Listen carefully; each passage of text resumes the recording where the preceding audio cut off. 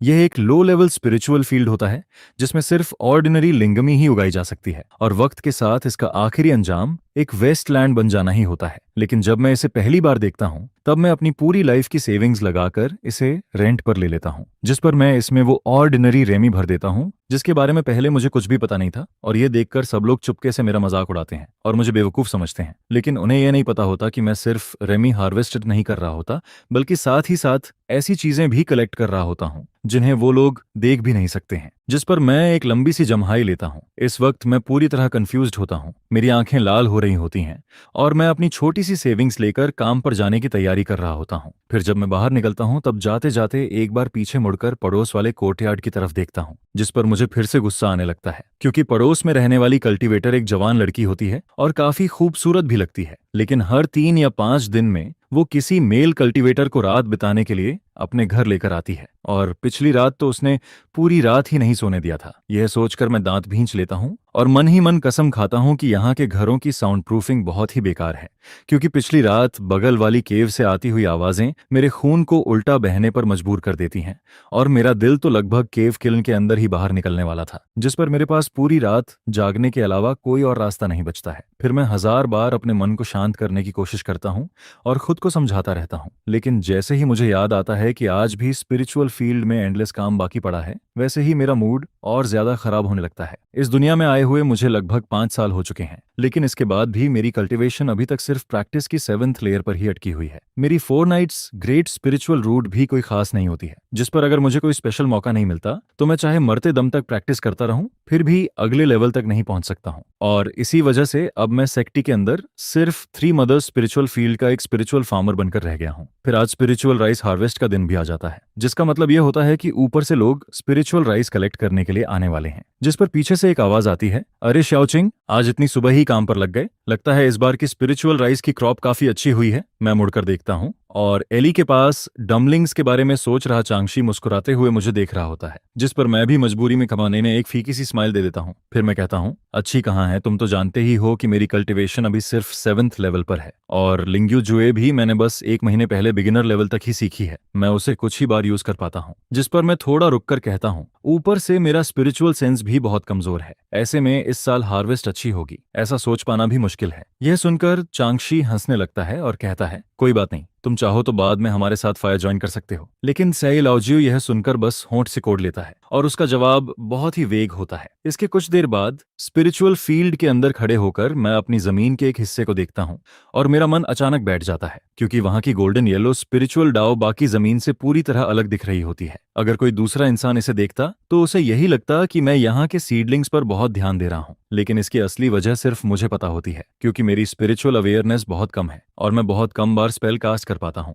जिस पर मैं अंदर ही अंदर थोड़ा परेशान होने लगता हूँ। फिर मैं सिर हिलाता हूँ और स्पिरिचुअल राइस हार्वेस्ट करना शुरू कर देता हूँ। कुछ देर बाद मेरे शरीर का सारा मन लगभग खत्म हो जाता है और मेरी हालत किसी थके हुए कुत्ते जैसी हो जाती है, लेकिन जैसे ही मैं अपना पसीना पोंछता हूँ तभी दूर से एक मैजिक वेपन के हवा चीरते हुए आने की आवाज सुनाई देती है, जिस पर ऊपर से एक ग्रीन लीफ बोट नीचे उतरती है। फिर उसमें से डू हाइफू बाहर आता है और श्याओ चिंग को देखकर कहता है, तुमने तो काफी जल्दी सारा स्पिरिचुअल राइस कलेक्ट कर लिया, जिस पर लू हाइफू के चेहरे पर एक हल्की सी सैटिस्फाइड स्माइल आ जाती है। फिर वो अपनी कमर पर बंधे स्टोरेज बैग को थपथपाता है और उसमें से एक मैजिक वेपन निकालकर यूज करना शुरू कर देता है। इसके बाद वो स्पिरिचुअल राइस का वजन करने लगता है। 80 पाउंड स्पिरिचुअल राइस 2 दिन में हार्वेस्ट किया गया। फिर वो दूसरी तरफ देखकर कहता है, 70% क्वालिटी यानी 196 पाउंड। लेकिन अगले ही पल उसका चेहरा बदल जाता है। फिर वो कहता है, रुको, ये सही नहीं है, पिछली सीजन के मुकाबले इसमें 50 पाउंड कम स्पिरिचुअल राइस क्यों है। जिस पर वो अपनी बुलेटिन निकालता है, उसमें कुछ चेक करता है और फिर ठंडी नजरों से मेरी तरफ देखने लगता है। मेरा दिल जोर जोर से धड़कने लगता है। फिर मैं जल्दी से अपनी जेब में हाथ डालता हूँ और एक छोटा सा टाइट बैग निकालकर उसकी तरफ बढ़ा देता हूँ, जिस पर मैं जल्दी से कहता हूँ, सीनियर डू, मुझे माफ कर दीजिए, ये आधा बैग स्पिरिचुअल राइस है, इसे आप थोड़ा स्नैक्स समझकर रख लीजिए और इस बार मुझे छोड़ दीजिए। हालांकि यह करते वक्त मेरे दिल में बहुत दर्द हो रहा होता है, क्योंकि उस बैग के अंदर मेरी लगभग पूरी सेविंग्स रखी हुई होती है। डू हाइफू वह बैग ले लेता है, फिर उसे हाथ में थोड़ा सा हिलाता है और उसके बाद उसका एटीट्यूड पहले से काफी नरम हो जाता है। फिर वो कहता है, सिर्फ इस बार के लिए छोड़ रहा हूँ, लेकिन आगे से ऐसा दोबारा मत करना। जिस पर वो हाथ उठाकर आगे वेव करता है और उसके सामने रखे बड़े बड़े स्पिरिचुअल राइस के बैग्स तुरंत गायब हो जाते हैं। इसके बाद वो मेरी तरफ देखकर कहता है, तुम ऐसे ज्यादा दिन तक नहीं चल सकते, मुझे लगता है तुम भी कुछ न कुछ सुन चुके होगे। फिर फिर वो थोड़ा रुकता है और कहता है, मैं तुम्हें एक बात बता देता हूँ, मुझे अभी खबर मिली है कि इस साल की रैंकिंग बदल दी गई है। सबसे नीचे वाले 10 लाइव्स स्पिरिट फार्मर को फ्रंट लाइन बैटल कैंप में भेजा जाएगा ताकि वहां मैन पावर पूरी की जा सके।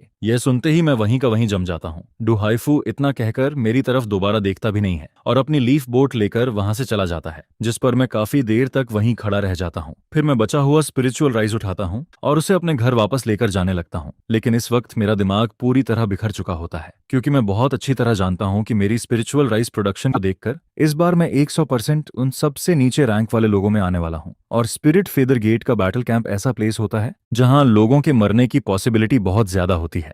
वहां का नाम सुनते ही हर किसी के चेहरे का कलर बदल जाता है, क्योंकि फ्रंट लाइन पर मेरे जैसे लो लेवल कल्टीवेटर को सिर्फ रास्ता दिखाने वाला कैनन फोडर माना जाता है, जिस पर मैं अंदर ही अंदर डरने लगता हूँ और बार बार सिर्फ एक ही बात सोचता रहता हूँ, मैं क्या करूं? मैं बैटल कैंप में जाकर कैनन फोडर नहीं बनना चाहता। मैं इसे बिल्कुल भी एक्सेप्ट नहीं कर पाता हूँ। फिर मैं काफी देर तक यही सोचता रहता हूँ और इसी सोच में धीरे धीरे मेरी आंख लग जाती है, जिस पर एक अजीब सी रोशनी मेरी आंखों के सामने चमकने लगती है। वो रोशनी मेरी सोल के अंदर तक चली जाती है और फिर मैं एक बहुत लंबा सपना देखने लगता हूँ। उस सपने में हर तरह के अजीब प्लांट्स दिखाई देते हैं, जिस पर ऐसा लगता है जैसे उन्हें कोई मिरेकल मिल गया हो और वो सब अनबिलीवेबल स्पीड से पागलों की तरह बढ़ने लगते हैं। फिर मुझे महसूस होता है कि यह दिन कभी ना कभी आना ही था, जिस पर अचानक ऐसा लगता है जैसे मेरे दिमाग के अंदर कुछ फट जाता है। फिर अगले दिन मैं उठता हूँ और अपना सूजा हुआ सिर पकड़ लेता हूँ। मेरा पूरा शरीर चकरा रहा होता है, जिस पर मैं बिस्तर से नीचे उतरता हूँ, थोड़ा पानी मारता हूँ और कोर्टयार्ड में बने फ्लावर पूल की तरफ चला जाता हूँ, क्योंकि रोज की तरह मुझे क्रॉप्स की आदतें स्टडी करनी होती हैं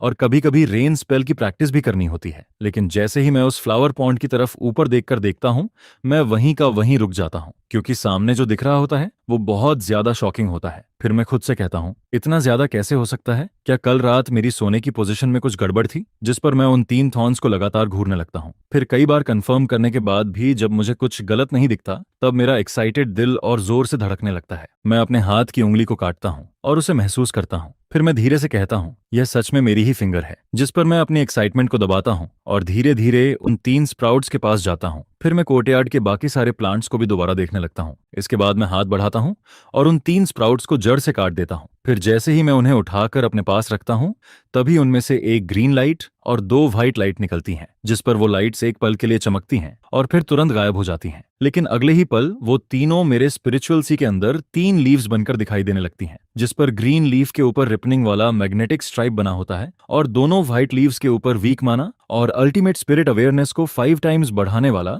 मैग्नेटिक स्ट्राइप होता है। फिर जैसे ही मैं उनके बारे में सोचता हूँ, वो तुरंत यूज होने के लिए तैयार हो जाते हैं, जिस पर मैं ज्यादा नहीं सोचता और सीधे घर के अंदर वापस चला जाता हूँ। फिर मैं बेड पर बैठता हूँ और तुरंत वीक माना मैग्नेटिक स्ट्राइप वाली व्हाइट लीफ को यूज कर देता हूँ। अगले ही पल मेरे दंतियन के अंदर मन का एक बड़ा फ्लो फूट पड़ता है। कुछ देर बाद मैं महसूस करता हूँ कि मेरे दंतियन का मन थोड़ा बढ़ गया है और इसका इफेक्ट इतना ज्यादा होता है जितना मुझे नॉर्मली 3 महीने की मेहनत के बाद मिलता। लेकिन फिर मैं खुद को तुरंत शांत कर लेता हूँ, क्योंकि मैं जानता हूँ कि अभी मुझे ज्यादा एक्साइटेड नहीं होना चाहिए। मेरी ताकत अभी बहुत कम है, जिस पर अगर किसी और ने मेरी ये एबनॉर्मैलिटी देख ली तो मेरे लिए मुश्किल हो सकती है। इसलिए अभी धीरे धीरे और सेफली ग्रो करना ही सबसे अच्छा होता है। इसके बाद मैं कई जगह घूमकर चेक करता हूँ।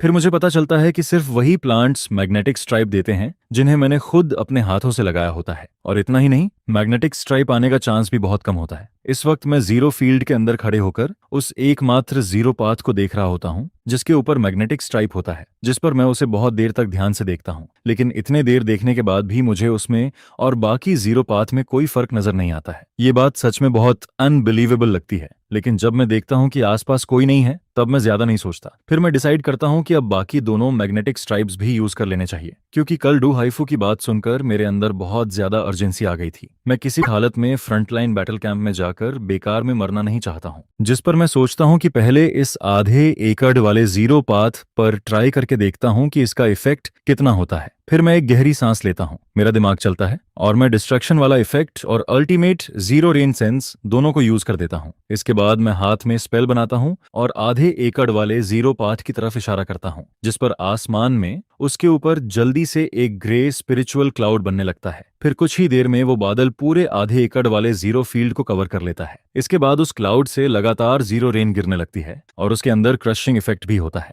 यह अल्टीमेट जीरो रेन सच में लो लेवल जीरो रेन ज्यू से पूरी तरह अलग होती है, जिस पर मैं उसके अंदर 10 मैजिक स्टोन्स जैसी फीलिंग महसूस करता हूँ और इतनी रेयर अपॉर्चुनिटी मिलने पर उसे बहुत ज्यादा वैल्यू देता हूँ। हालांकि थोड़ी ही देर में मेरा माना ऑलमोस्ट खत्म हो जाता है, लेकिन फिर भी यह ऐसी चीज होती है जिसके बारे में पहले मैं सोच भी नहीं सकता था। अल्टीमेट जीरो रेन तो बहुत दूर की बात थी। इसके बाद मैं धीरे धीरे उठता हूँ और रेन का इफेक्ट देखने लगता हूँ। फिर सिर्फ आधा दिन ही गुजरता है और उस आधे एकड़त वाले जीरो पाथ की ग्रोथ आंखों से साफ दिखाई देने लगती है, जिस पर वो तेजी से ऊपर बढ़ने लगता है और उसकी हाइट लगभग मेरे सीने तक पहुंच जाती है। यह स्पीड देखकर मैं जोर से सांस खींच लेता हूँ। फिर मैं मन ही मन हिसाब लगाता हूँ कि अगर इसी स्पीड से ग्रोथ होती रही तो कल सुबह तक मैं जीरो राइस हार्वेस्ट कर पाऊंगा। और सच में जब मैं अगली सुबह दोबारा जीरो फील्ड में पहुंचता हूं तब वो आधा एकड़ वाला जीरो राइस पूरी तरह पक चुका होता है। इतना ही नहीं, उस आधे एकड़ की जीरो राइस की क्वांटिटी भी पहले के मुकाबले लगभग 20% बढ़ चुकी होती है। फिर देखते ही देखते आधा महीना गुजर जाता है, जिस पर मैं अपने ओरिजिनल 3 एकड़ वाले जीरो फील्ड का काम खत्म करता हूं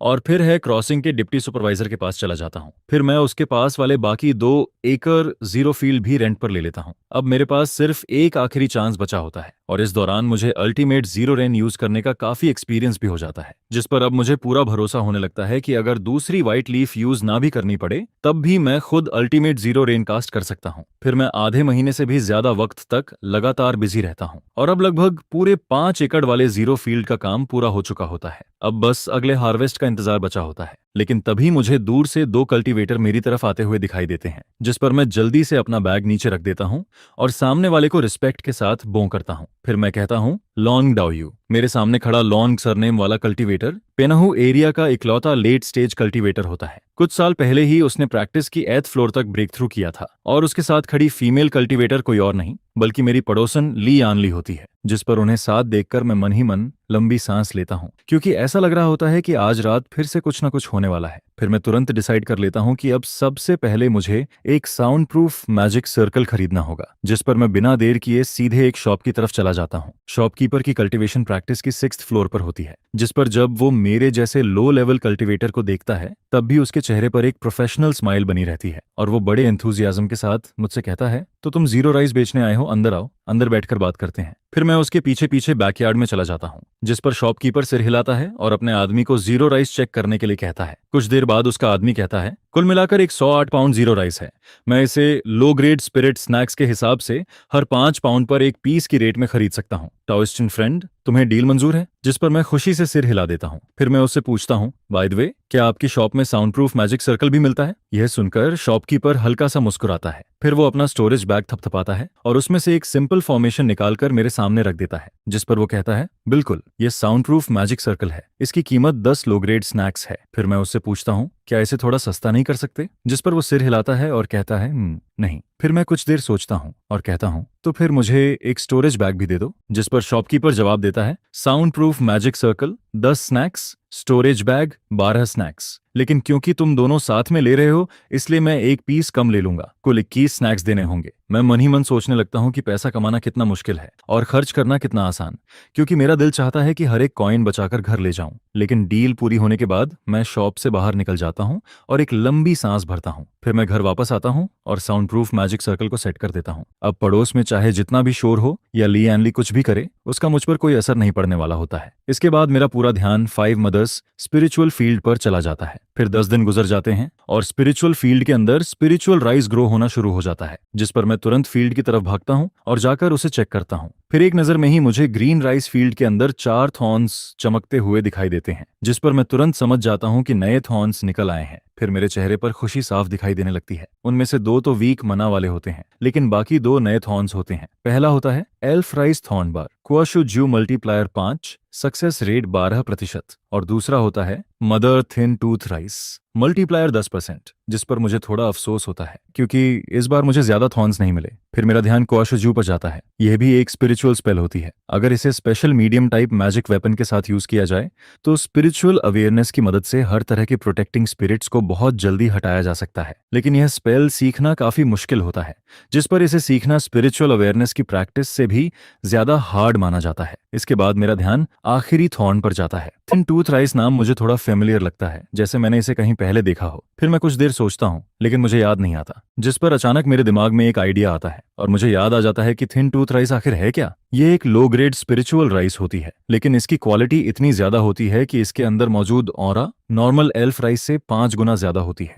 और इसी वजह से बॉडी कल्चरेशन करने वाले कल्टीवेटर इसे बहुत पसंद करते हैं। लेकिन इसे उगाना आसान नहीं होता, क्योंकि इसके लिए इंटरमीडिएट स्पिरिचुअल अवेयरनेस चाहिए होती है ताकि स्पिरिचुअल वेन्स की एनर्जी को लगातार चलाया जा सके। इसके साथ साथ इसे लंबे समय तक मेंटेन करना पड़ता है और इसका ग्रोथ साइकिल भी बहुत लंबा होता है, जिस पर सबसे खराब क्वालिटी वाली थिन टूथ राइस को भी पकने में पूरे 2 साल लग जाते हैं और इसकी क्वांटिटी भी काफी कम होती है। इसी वजह से इसकी कीमत नॉर्मल एल्फ राइस से 10 गुना ज्यादा होती है, जिस पर मैं समझ जाता हूं कि यह थिन टूथ राइस का सीड है। लेकिन अभी मेरे सामने सबसे जरूरी काम इन 5 एकड़स वाले स्पिरिचुअल फील्ड को संभालना होता है, क्योंकि 3 महीने बाद फिर से हार्वेस्ट का टाइम आने वाला है और वही मेरे लिए असली टेस्ट होने वाला होता है। इसके तुरंत बाद मैं बहुत ध्यान से सारे वीड्स साफ करता हूँ। फिर मैं अपनी बची हुई आखिरी इंटरमीडिएट स्पिरिचुअल अवेयरनेस भी यूज कर देता हूँ। फिर 1 महीना गुजर जाता है, जिस पर मैं अपने ऊपर वुमू स्पिरिचुअल फील्ड के ऊपर बने स्पिरिचुअल क्लाउड्स को देखता हूँ और मेरे चेहरे पर खुशी आ जाती है, क्योंकि अब फ्यूचर में चाहे मुझे यह थर्न ना भी मिले, फिर भी मैं अकेले इंटरमीडिएट स्पिरिचुअल अवेयरनेस कास्ट कर सकता हूँ।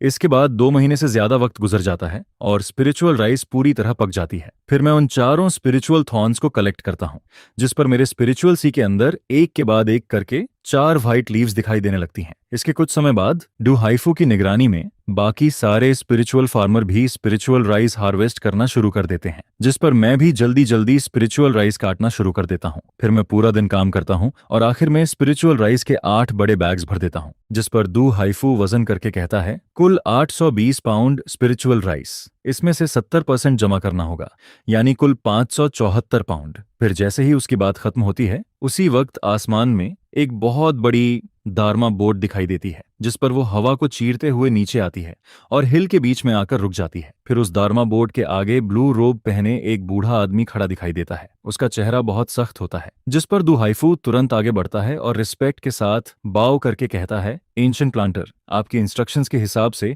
इस सीजन का सारा स्पिरिचुअल राइस कलेक्ट कर लिया गया है, कृपया चेक कर लीजिए। फिर दारमा बोट पर खड़ा एंशिएंट प्लांटर बिना किसी इमोशन के नीचे सबकी तरफ देखता है और फिर वो कहता है, इस साल के 3 सीजन की स्पिरिचुअल राइस कलेक्शन अब पूरी हो चुकी है। इसके बाद उसकी आवाज और ज्यादा ठंडी हो जाती है। फिर वो कहता है, सेक्ट के ऑर्डर के हिसाब से इस बार स्पिरिचुअल राइस प्रोडक्शन में सबसे नीचे आने वाले 10 कल्टीवेटर को फ्रंटलाइन बैटल कैंप में भेजा जाएगा, ताकि वहां मैन पावर पूरी की जा सके और कोई भी इस ऑर्डर को मना नहीं कर सकता। उसकी आवाज किसी थंडर की तरह पूरे फील्ड में गूंज जाती है, जिस पर सारे स्पिरिचुअल फार्मर घबरा जाते हैं। फिर कोई चिल्लाकर कहता है, क्या फ्रंटलाइन बैटल कैंप? हम वहां कैसे जा सकते हैं? और कोई दूसरा कहता है, अगर ऐसा था तो हमें पहले क्यों नहीं बताया गया? जिस पर पूरे क्राउड में पैनिक फैल जाता है। हर किसी के चेहरे पर डर साफ दिखाई देने लगता है, लेकिन एंशिएंट प्लांटर का चेहरा बिल्कुल नहीं बदलता। फिर उसके शरीर से QI रिफाइनिंग स्टेज की प्रेशर निकलती है और सबके ऊपर फैल जाती है, जिस पर अगले ही पल सब लोग चुप हो जाते हैं। फिर वो ठंडी आवाज में कहता है, इन 3 सीजन की स्पिरिचुअल राइस प्रोडक्शन और सभी की रैंकिंग सब यहाँ है, तुम लोग खुद जाकर देख सकते हो। इसके बाद उसके पीछे खड़े डिसिपल्स आगे आते हैं और सामने की तरफ एक स्पेल छोड़ते हैं, जिस पर अगले ही पल सारे स्पिरिचुअल फार्मर के ऊपर आसमान में एक बहुत बड़ा लाइट स्क्रीन दिखाई देने लगता है और उसके ऊपर सभी के नाम सबसे ज्यादा से लेकर सबसे कम तक एक एक करके दिखाई देने लगते हैं। फिर उसके नीचे हर सीजन की एग्जैक्ट प्रोडक्शन भी दिखाई देने लगती है, जिस पर मैं जल्दी से ऊपर देखता हूँ। फिर कुछ ही देर बाद मुझे अपना नाम दिखाई देता है। मेरा नाम 156वें रैंक पर होता है, जिस पर मैं एक लंबी सांस छोड़ देता हूँ, क्योंकि आखिरकार रैंकिंग आ चुकी होती है और इतने वक्त से जो डर मेरे दिल में था वो भी आखिरकार खत्म हो जाता है। फिर एंशिएंट प्लांटर सबकी तरफ देखकर कहता है, मुझे लगता है तुम सबने अपनी रैंकिंग साफ साफ देख ली होगी। आखिरी के 10 लोग तुरंत बोर्ड पर चढ़ो और मेरे साथ चलो। यह सुनते ही जिन 10 स्पिरिचुअल फार्मर का नाम नीचे होता है, उनके चेहरे तुरंत उतर जाते हैं, जिस पर उनका दिल पूरी तरह टूट जाता है, क्योंकि वो जानते हैं कि उनका इंतजार एक बहुत cruel front line battle camp कर रहा है। फिर एंशिएंट प्लांटर दोबारा कहता है, बाकी लोग मेहनत करते रहो, क्योंकि अगले साल सेक्ट ने नया ऑर्डर दिया है। इसके बाद उसकी आवाज और ठंडी हो जाती है। फिर वो कहता है, अगली बार बैटल कैंप में भेजे जाने वाले लोग नीचे से 30 रैंक वाले कल्टीवेटर होंगे। उसकी यह बात काफी देर तक सबके कानों में गूंजती रहती है, जिस पर मैं समझ जाता हूँ कि अगले साल इन स्पिरिचुअल फार्मर के बीच बहुत कंपटीशन होने वाला है, क्योंकि कोई भी फ्रंट लाइन पर जाकर कैनन फोर्डर नहीं बनना चाहता है। इसके बाद 0 राइस कलेक्ट होने का यह पूरा मामला आखिरकार खत्म हो जाता है और फिलहाल के लिए मुझे फ्रंटलाइन जाने की चिंता नहीं करनी पड़ती है, जिस पर मैं मन ही मन फैसला करता हूं कि इस बार मुझे किसी भी हालत में QI रिफाइनमेंट की 3rd फ्लोर तक ब्रेक थ्रू करना है। फिर मैं अपनी छोटी सी केबिन के अंदर बैठा होता हूँ। मैं बेड पर बिछी हुई स्ट्रॉ मैट पर बैठता हूँ, अपनी आंखें बंद करता हूँ और दोनों वीक मना मैग्नेटिक स्ट्राइप यूज करने की तैयारी करता हूँ, जिस पर मैं धीरे धीरे पहला मैग्नेटिक स्ट्राइप यूज करता हूँ। फिर मैं अपने दंतियन के अंदर मना को गाइड करना शुरू कर देता हूँ। मुझे महसूस होता है कि मेरा बॉटलनेक थोड़ा ढीला पड़ा है, लेकिन इसके बाद भी कोई रिएक्शन नहीं होता है, जिस पर मेरी भौहें सिकुड़ जाती हैं और मैं बिना रुके दूसरा मैग्नेटिक स्ट्राइप भी यूज कर देता हूँ। फिर दोनों वीक मना मैग्नेटिक स्ट्राइप पूरी तरह खत्म हो जाते हैं, लेकिन इसके बाद भी मैं ब्रेक थ्रू नहीं कर पाता हूँ। यही टैलेंट का फर्क होता है। QI रिफाइनमेंट की 7th लेयर के पीक और 8th लेयर के बीच अभी भी थोड़ा सा गैप बाकी होता है, लेकिन हालांकि इस बार मेरी कल्टीवेशन ब्रेक थ्रू नहीं करती है, फिर भी मेरा चीसी और डेंटियन पहले से काफी ज्यादा खुल जाता है और मेरा मन भी पहले के मुकाबले लगभग 1/3 बढ़ जाता है, जिस पर मैं मन ही मन सोचता हूँ कि मेरी करंट टैलेंट के साथ अगर मैग्नेटिक स्ट्राइप की हेल्प ना मिले तो आगे बढ़ना बहुत मुश्किल होने वाला है। फिर कुछ समय बाद मैं लियो चांग की शॉप पर पहुंचता हूँ। हमेशा की तरह उसके चेहरे पर वही फ्रेंडली स्माइल होती है, जिस पर वो मुझे देखकर कहता है, चिंदाओयू, पुराने रूल्स, यह रहे तुम्हारे 44 स्नैक्स, और अगर तुम्हें इस शॉप से कुछ खरीदना हो तो देख सकते हो। मैं पहले से ही तैयार होता हूँ। फिर मैं अपनी जेब से एक ड्राइंग निकालता हूँ और उसे लियो चांग को दे देता हूँ, जिस पर मैं उससे कहता हूँ, मैं ऐसा एक छोटा बेल बनवाना चाहता हूँ, क्या यह पॉसिबल है? यह सुनकर लियो चांग तुरंत सिर हिलाता है और कहता है, बिल्कुल किंडाओयो, ये शायद एक स्पेशल स्पिरिट टूल है जो एनिमल रिपेलिंग के लिए यूज होती है। इसे लो ग्रेड मैजिक वेपन की कैटेगरी में बनाया जा सकता है। फिर वो कहता है, इसकी कीमत 10 स्नैक्स होगी। अगर इसे एनिमल रेपलिंग स्पेल के साथ यूज किया जाए तो इसकी आवाज खुद ही बढ़ जाती है। यह सुनकर मैं थोड़ा हैरान हो जाता हूँ, क्योंकि मुझे लगा था कि इसकी कीमत इससे कहीं ज्यादा होगी, जिस पर मैं पूछता हूँ, इतना सस्ता? फिर लियो चांग हल्का सा हंसता है और कहता है, क्विंडाओयू, तुम्हें पता नहीं है, इस चीज की असली वैल्यू इसकी स्पेल मास्टरी में है। ये बेल तो सिर्फ एक सहारा है। इसके बाद वो मुझे देखकर कहता है, लेकिन मैं तुम्हें पहले ही बता देता हूँ, यह एनिमल रेपलिंग स्पेल सीखना बहुत मुश्किल है। मैं उसकी बात समझ जाता हूँ। सीधी बात यह होती है कि कोई इसे खरीदता ही नहीं है, क्योंकि अगर तुम स्पेल नहीं सीख पाए तो ये स्पेशल स्पिरिट बेल सिर्फ डेकोरेशन बनकर रह जाएगी और स्नैक्स भी बेकार चले जाएंगे। लेकिन मेरे लिए ऐसी कोई प्रॉब्लम नहीं होती है, जिस पर मैं तुरंत उसे 10 स्नैक्स दे देता हूँ और वो स्पिरिट बेल ले लेता हूँ। फिर मैं उससे पूछता हूँ, क्या तुम्हारे पास कोई ऐसा एलिक्सर है जो ची ट्रेनिंग की कल्चरेशन बढ़ा सके? क्योंकि मैं अभी भी 8th लेयर तक ब्रेक थ्रू ना कर पाने की बात को छोड़ नहीं पाया होता हूँ। जिस पर वो मुझे ऊपर की 3rd फ्लोर पर जाने के लिए कहता है। फिर कुछ देर बाद मैं शॉप से वापस बाहर निकलता हूँ। मेरे पास अभी भी 40 स्नैक्स बची होती हैं, लेकिन मैं उन्हें खर्च नहीं कर पाता हूँ, क्योंकि कल्टीवेशन बढ़ाने वाली सबसे सस्ती एलिक्सर की कीमत भी 60 स्नैक्स से शुरू होती है। इसके बाद दिन ऐसे ही गुजरने लगते हैं। फिर विंटर आ जाती है और जीरो फील्ड 2 महीने के लिए रेस्ट पीरियड में चला जाता है। इस वक्त मैं अपने घर के बाहर जमा हुई बर्फ साफ कर रहा होता हूँ। तभी बगल में ली यानली के घर का वुडन डोर खुलता है, जिस पर मैं उसकी तरफ देखकर मुस्कुराता हूँ और कहता हूँ, ली डाओयू। ली यानली हमेशा की तरह काफी खूबसूरत लग रही होती है। फिर वो मुस्कुराकर कहती है, मैंने सुना है कि पिछली बार किन दाओयो की लिंगमी प्रोडक्शन बहुत अच्छी हुई थी। लगता है तुमने काफी स्नैक्स कमाई हैं। जिस पर मैं हंसकर कहता हूँ, नहीं नहीं, ये सब बस लक था। फिर मैं वापस घर के अंदर जाने लगता हूँ, लेकिन तभी ली यानली पीछे से फिर कहती है, क्विंडाओयू, 1 मिनट रुकिए। जिस पर मैं मुड़कर उसकी तरफ देखता हूँ। उसके चेहरे पर थोड़ी सी शाइनेस दिखाई दे रही होती है। फिर वो धीरे से कहती है, कुछ दिन पहले मेरे घर से बहुत ज्यादा आवाज आ रही थी, शायद उससे तुम्हारी नींद डिस्टर्ब हुई होगी। अगर तुम्हें बुरा ना लगे तो क्या तुम मेरे घर अंदर आना चाहोगे? मैं तुम्हें फ्री में। यह सुनते ही मैं पूरी तरह शॉक हो जाता हूँ, जिस पर मेरा चेहरा तुरंत लाल हो जाता है। सच कहूं तो मैं अपनी पूरी ताकत से खुद को कंट्रोल कर रहा होता हूँ, लेकिन ऐसी टेम्पटेशन के सामने कौन शांत रह सकता है? जिस पर मैं मन ही मन खुद से कहता हूँ, शांत रहो, मुझे शांत रहना होगा। फिर मैं सोचने लगता हूँ कि शायद ली एनली को मुझ में नहीं बल्कि मेरी पॉकेट में रखी स्नैक्स में इंटरेस्ट है, और ये सोचते ही मेरा टाई हार्ट फिर से हिलने लगता है। लेकिन तभी मेरे दिमाग में एक और आवाज आती है, वो late stage 8th floor cultivator है, तुम उससे पंगा नहीं ले सकते, इसे भूल जाओ। जिस पर मैं अगले ही पल पूरी तरह शांत हो जाता हूँ। फिर मैं उसकी तरफ देखकर कहता हूँ, तुम्हारी काइंडनेस के लिए धन्यवाद, लेकिन मैं कुछ दिन पहले स्पिरिचुअल फील्ड गया था और पिछले 2 दिनों से मेरी कमर में बहुत दर्द हो रहा है। यह कहकर मैं बिना पीछे देखे जल्दी से अपने घर के अंदर वापस चला जाता हूँ। फिर मैं जल्दी जल्दी हाथ मुंह धोने लगता हूँ, लेकिन तभी जब मेरा दिमाग इधर उधर की बातें सोच रहा होता है, उसी वक्त बाहर दरवाजे पर नॉक होने लगती है। जिस पर मैं एकदम रुक जाता हूँ और मन ही मन सोचता हूँ, क्या वो खुद चलकर मेरे दरवाजे तक आ गई है? मैं दरवाजा खोलता हूँ, जिस पर सामने खड़ा पर्सन काइलाओ जू निकलता है, जिसे देखकर मैं एक पल के लिए भूल ही जाता हूँ और फिर जल्दी से इधर उधर देखता हूँ कि कहीं किसी और ने तो ये सामान कैजुअली रिसीव नहीं किया। जिस पर मैं बोलता हूँ, अरे तुम क्यों आए हो? जिस पर ताइलाओ जो अपने हाथ में 2 बैग्स उठाए खड़ा रहता है। यह सुनकर वह तुरंत नाराज हो जाता है और कहता है, क्या मतलब, तुम किड ऐसा बोलते हो? मैं क्यों नहीं आ सकता? मैं इतनी अच्छाई से तुम्हारे लिए हैंडमेड स्वीट पोटैटो रोस्ट लेकर आता हूँ और तुम ऐसा बोलते हो? चलो मैं जा रहा हूँ। जिस पर ओल्ड वाइन मुड़कर वापस जाने लगता है। यह देखकर मैं जल्दी से उसके सामने आ जाता हूँ और कहता हूँ, नहीं, मेरा वो मतलब नहीं था। फिर मैं उसे घर के अंदर लेकर आता हूँ और दोनों बैठ जाते हैं। इसके बाद ओल्ड वाइन अपने हाथ में पकड़ी वाइन की पॉट मुझे देता है, लेकिन उसके चेहरे पर अभी भी गुस्सा बना रहता है। फिर वह कहता है, तुम्हें पता भी है, हमारे पास में एक नया नेबर आया है। जिस पर मैं हैरानी से उसकी तरफ देखता हूँ और पूछता हूँ, नया नेबर? जिस पर ओल्ड वाइन मुझे ऐसे देखता है जैसे उसे पहले से पता हो कि मुझे कुछ भी खबर नहीं रहती। फिर वह लंबी सांस लेता है और मेरी तरफ उंगली दिखाकर कहता है, सच में मुझे नहीं पता तुम्हारे बारे में क्या बोलूं। कुछ दिन पहले हमारी गली में एक नया ह्यूजेस शिफ्ट होकर आता है, लेकिन वो कोई नॉर्मल इंसान नहीं बल्कि एक हुओजन ड्राइवर डैंशी निकलता है। अगर तुम्हारी उससे अच्छी जान पहचान हो जाए तो शायद एक दिन काम आ जाए। जिस पर मैं थोड़ा शॉक्ड होकर पूछता हूँ, लेकिन एल्केमी पोएट्री जैसा कैरेक्टर यहाँ कैसे आ सकता है? फिर ओल्ड वाइन कहता है, मैंने सुना है कि उसे सिर्फ 1 साल के लिए स्पॉन्सर किया गया है, असली रीजन किसी को नहीं पता। इसके बाद वो फिर कहता है, हम दोनों जाकर उससे मिल लेते हैं। वैसे भी खाली हाथ जाना थोड़ा वल्गर लगेगा, तुम मुझे एक पॉट वाइन दे देना, और वैसे भी मैं उस डैन शी की वजह से थोड़ा फायदा उठा लूंगा। यह सुनकर मैं कुछ देर के लिए बिल्कुल स्पीचलेस हो जाता हूँ। कुछ देर बाद हम दोनों उसके घर के सामने पहुंचते हैं।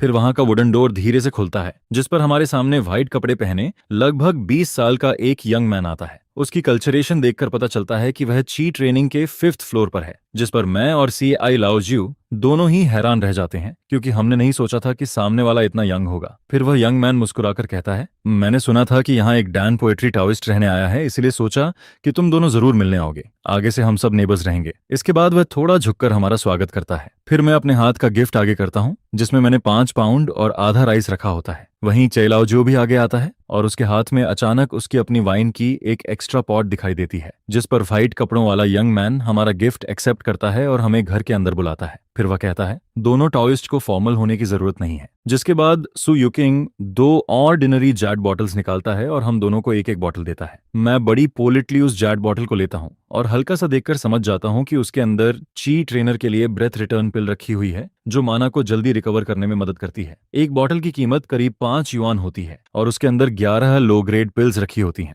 यह देखकर मैं समझ जाता हूँ कि सामने वाला सच में एक डांशी है, क्योंकि उसका हाथ बहुत खुला हुआ है। दूसरी तरफ मैं और क्याई लाजू, जो दोनों नाली ने दिए हुए थोड़े से राइस को देखकर थोड़ा शर्मिंदा फील करते हैं। लेकिन अच्छी बात यह रहती है कि सल्टन शी इस बात को बिल्कुल सीरियस नहीं लेता। इसके बाद हम लोग बैठकर बात करने लगते हैं, जिस पर थोड़ी देर बाद हमें पता चलता है कि सुल्तान शी कोई नॉर्मल डैनशी नहीं बल्कि middle grade Dan poem master है। यह सुनकर मैं और काई लाओजियो दोनों तुरंत अपना सामान समेटने लगते हैं, लेकिन तभी बाहर से एक और पर्सन अंदर आता है, जिस पर हम तीनों पीछे मुड़कर देखते हैं और पता चलता है कि यह भी एक टॉइस्ट फ्रेंड है जो यहाँ पहुंचा है। जिस पर सुल्तान शी तुरंत उठकर उसका स्वागत करता है। वहीं सामने वाला टॉइस्ट भी बहुत रिस्पेक्टफुल एटीट्यूड के साथ उसे ग्रीट करता है। फिर वह 2 जेट बॉक्सेस निकालता है और सीधे सुल्तान शी को दे देता है। उन बॉक्सेस के अंदर शुआन लिनकाओ रखा होता है। यह देखकर सुल्तान शी के चेहरे पर स्माइल आ जाती है। फिर वह अपना स्टोरेज बैग थपथपाता है और उसके अंदर से एक खूबसूरत जैड बॉटल निकालकर उस टाओइस्ट फ्रेंड को रिटर्न गिफ्ट के रूप में दे देता है। इसके बाद सुल्तान शी और वह टाओइस्ट फ्रेंड आपस में इतनी पैशन के साथ बातें करने लगते हैं कि वे दोनों पूरी तरह से हमें इग्नोर करने लगते हैं। जिस पर साइलाओ जो धीरे से मेरी तरफ देखकर कहता है,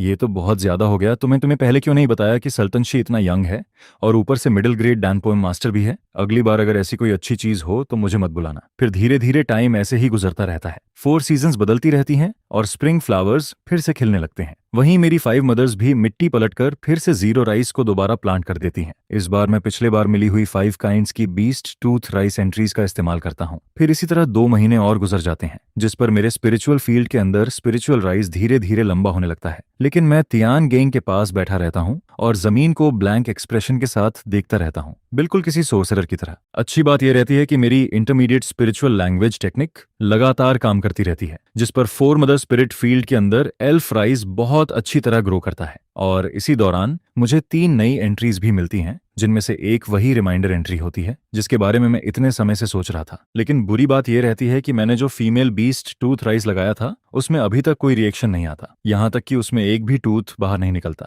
जिस पर मैं परेशान होकर सोचता हूँ, आखिर प्रॉब्लम क्या है? मैंने तो स्पिरिचुअल बुक में दिए गए मेथड के हिसाब से ही इसे प्लांट किया था। फिर मैं और भी कंफ्यूज हो जाता हूँ, क्योंकि मैंने इंटरमीडिएट स्पिरिचुअल लैंग्वेज टेक्निक का इस्तेमाल भी कम नहीं किया था, जिस पर मुझे लगने लगता है कि इस बार शायद मैं बुरी तरह लॉस में चला गया। और फिर ऐसे ही 2 महीने और गुजर जाते हैं, जिसके बाद साल की पहली सीजन की स्पिरिचुअल राइस हार्वेस्ट मेरे सामने आती है, लेकिन मेरी मदर बीस्ट टूथ राइस अभी भी सिर्फ बाहर से स्प्राउट्स निकाल रही होती है, उसके अलावा कुछ नहीं। इस सीजन में जिंगलिंग M7 एक शून्य की कुल हार्वेस्ट 30 पाउंड निकलती है, और मेरे सी ऑफ स्टोन्स के अंदर एक और ग्रीन रिमाइंडर एंट्री और 2 वाइट वीक माना एंट्रीज दिखाई देती हैं, जिस पर डू हाईफू मेरे फील्ड की तरफ देखकर हैरान हो जाता है। फिर वह धीरे से बोलता है, तुमने यहाँ बीस्ट टूथ राइस लगाया है? जिस पर मैं श्याओ जे को ब्लेम नहीं करता, बल्कि चुपचाप वहीं खड़ा रह जाता हूँ। क्या हमेशा अपने एल्फ को साथ रखना अच्छा नहीं होता? बेकार में स्नैक्स क्यों वेस्ट करना? ये बीस्ट टूथ राइस तो छोड़ो, सेक्ट के फर्स्ट ऑर्डर स्पिरिट मास्टर भी इसे बहुत कम बार सक्सेसफुली ग्रो कर पाते हैं। आमतौर पर बीस्ट टूथ राइस 3 महीने में ग्रो होकर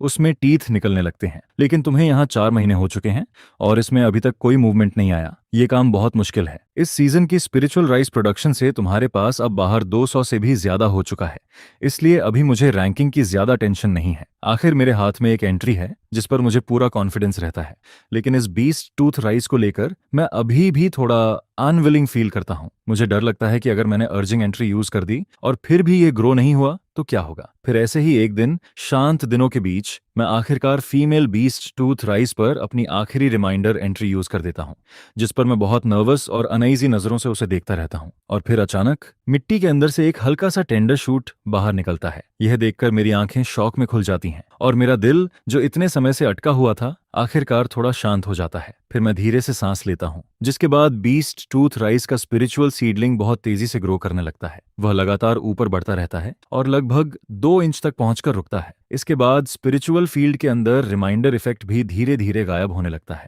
जिस पर बीस्ट टूथ राइस की वह डरावनी स्पीड भी रुक जाती है। ऐसा लगता है कि स्पिरिट क्वालिटी जितनी ज्यादा हाई होती है, उतनी ही ज्यादा अर्जिंग एंट्रीज की जरूरत पड़ती है। इसलिए इस बार मैं सिर्फ धीरे धीरे वेट कर सकता हूँ। वैसे भी बीस्ट टूथ राइस को मैच्योर होने में कम से कम 3 साल लगते हैं। अगर बीच में लकी होकर कोई रिमाइंडर एंट्री मिल जाए और उससे पहले ही एनिमल टूथ राइस की एक बैच हार्वेस्ट हो जाए तो ठीक है, वरना ये जर्मिनेट तक नहीं करता और मुझे लगने लगता है कि शायद सीड्स ही खराब थे। लेकिन अब मेरे अंदर थोड़ा एक्सपेक्टेशन भी बनने लगता है। आखिर इस स्पिरिचुअल बीस्ट टूथ राइस में कैसी एंट्रीज रिफ्रेश होंगी, जिस पर मैं स्पिरिचुअल फील्ड की तरफ देखता हूँ और वहां 3 नई एंट्रीज दिखाई देती हैं। Name beast tooth rice entry, advanced spiritual language awareness multiplied by 5, multiplier 7%, famous vehicle beast tooth rice entry, quality improvement multiplied by 1, multiplier degree 5%, famous vehicle beast tooth rice entry. यह देखकर मैं excitement से भर जाता हूँ। 10 दिन बाद तियानजाओ शान के म्यूजिकल इंस्ट्रूमेंट हॉल में डू हाईफू मेरे स्पिरिचुअल फील्ड को ब्लैंक होकर देखता रहता है। फिर वह बार बार उसे चेक करता है, जिस पर उसकी नजर स्पिरिचुअल फील्ड के अंदर उगे हुए हरे टीथ पर जाती है, जिन पर कुछ यूनिक रेड पैटर्न्स बने हुए होते हैं। आखिर में वह कंफर्म कर देता है कि यह सच में बीस्ट टूथ राइस के लीव्स हैं। फिर वह मेरी तरफ एक कॉम्प्लिकेटेड एक्सप्रेशन के साथ देखता है और कहता है, तुम किड ने सच में इसे सक्सेसफुली ग्रो कर लिया? जिस पर मैं कुछ देर तक कुछ बोल ही नहीं पाता। कुछ दिन बाद वह फिर मुझसे पूछता है, अब beast tooth rice successfully grow हो चुका है, आगे का स्टेप सिर्फ टाइम की बात है। अब पहले कोई फिजिकल प्रैक्टिस टेक्निक ढूंढो। इमोर्टल कल्चरेशन की दुनिया हर समय बदलती रहती है और यहाँ कुछ भी परमानेंट नहीं होता। मेरी स्पिरिचुअल रूट ऑटोनॉमी बहुत खराब है, जिस वजह से मेरी कल्टीवेशन स्पीड भी काफी स्लो रहती है। इसलिए मुझे अपने लिए कुछ ऐसे मेथड्स ढूंढने पड़ेंगे जो मुझे प्रोटेक्ट कर सकें। मेरा गोल बिल्कुल क्लियर रहता है, शांति के समय में भी खतरे के लिए तैयार रहना चाहिए। फिर मैं चिंगयांग इमिटेशन डेकोरेशन और इमिटेशन टीचर सेंटर की तरफ जाता हूँ, जिसके बाद मैं ज्यूशुआन पेविलियन पहुंचता हूँ, जिस पर शॉपकीपर लियो मुझे देखते ही मुस्कुराता है और कहता है, क्विंडाओयो आगे, क्विंडाओयो ऊपर 4th फ्लोर के प्राइवेट रूम में चलिए। फिर हम दोनों ऊपर चले जाते हैं। मैं उसके साथ चलते हुए पूरे बड़े और स्पेशियस प्राइवेट रूम को देखता हूँ। वहां सब कुछ एंटीक, एलिगेंट और हाई एंड लगता है। ये देखकर मैं थोड़ा सरप्राइज्ड होता हूँ, लेकिन इसके बाद भी मैं हमेशा की तरह 2 बड़े बैग्स एल्फ राइस के निकालता हूँ और उसके सामने रख देता हूँ। फिर मैं कहता हूँ, ओल्ड रूल, 2 बैग्स। शॉपकीपर, आप इसे रख लीजिए। जिस पर शॉपकीपर लियो हल्का सा मुस्कुराता है। फिर वह कहता है, 2 बैग्स गोल्डन स्पिरिट राइस, कुल 10 पाउंड। किंडाओयो, यहाँ 70 स्नैक्स हैं, आप इन्हें मित्साओने रख लीजिए। यह सुनकर मैं थोड़ा फ्रॉन करता हूँ और कहता हूँ, इतने ज्यादा स्नैक्स क्यों? शॉपकीपर, इसका क्या मतलब है? जिस पर शॉपकीपर लियो धीरे से बोलता है, हाल ही में प्राइसेस बढ़ने वाले हैं, बस अगले 2 दिन में।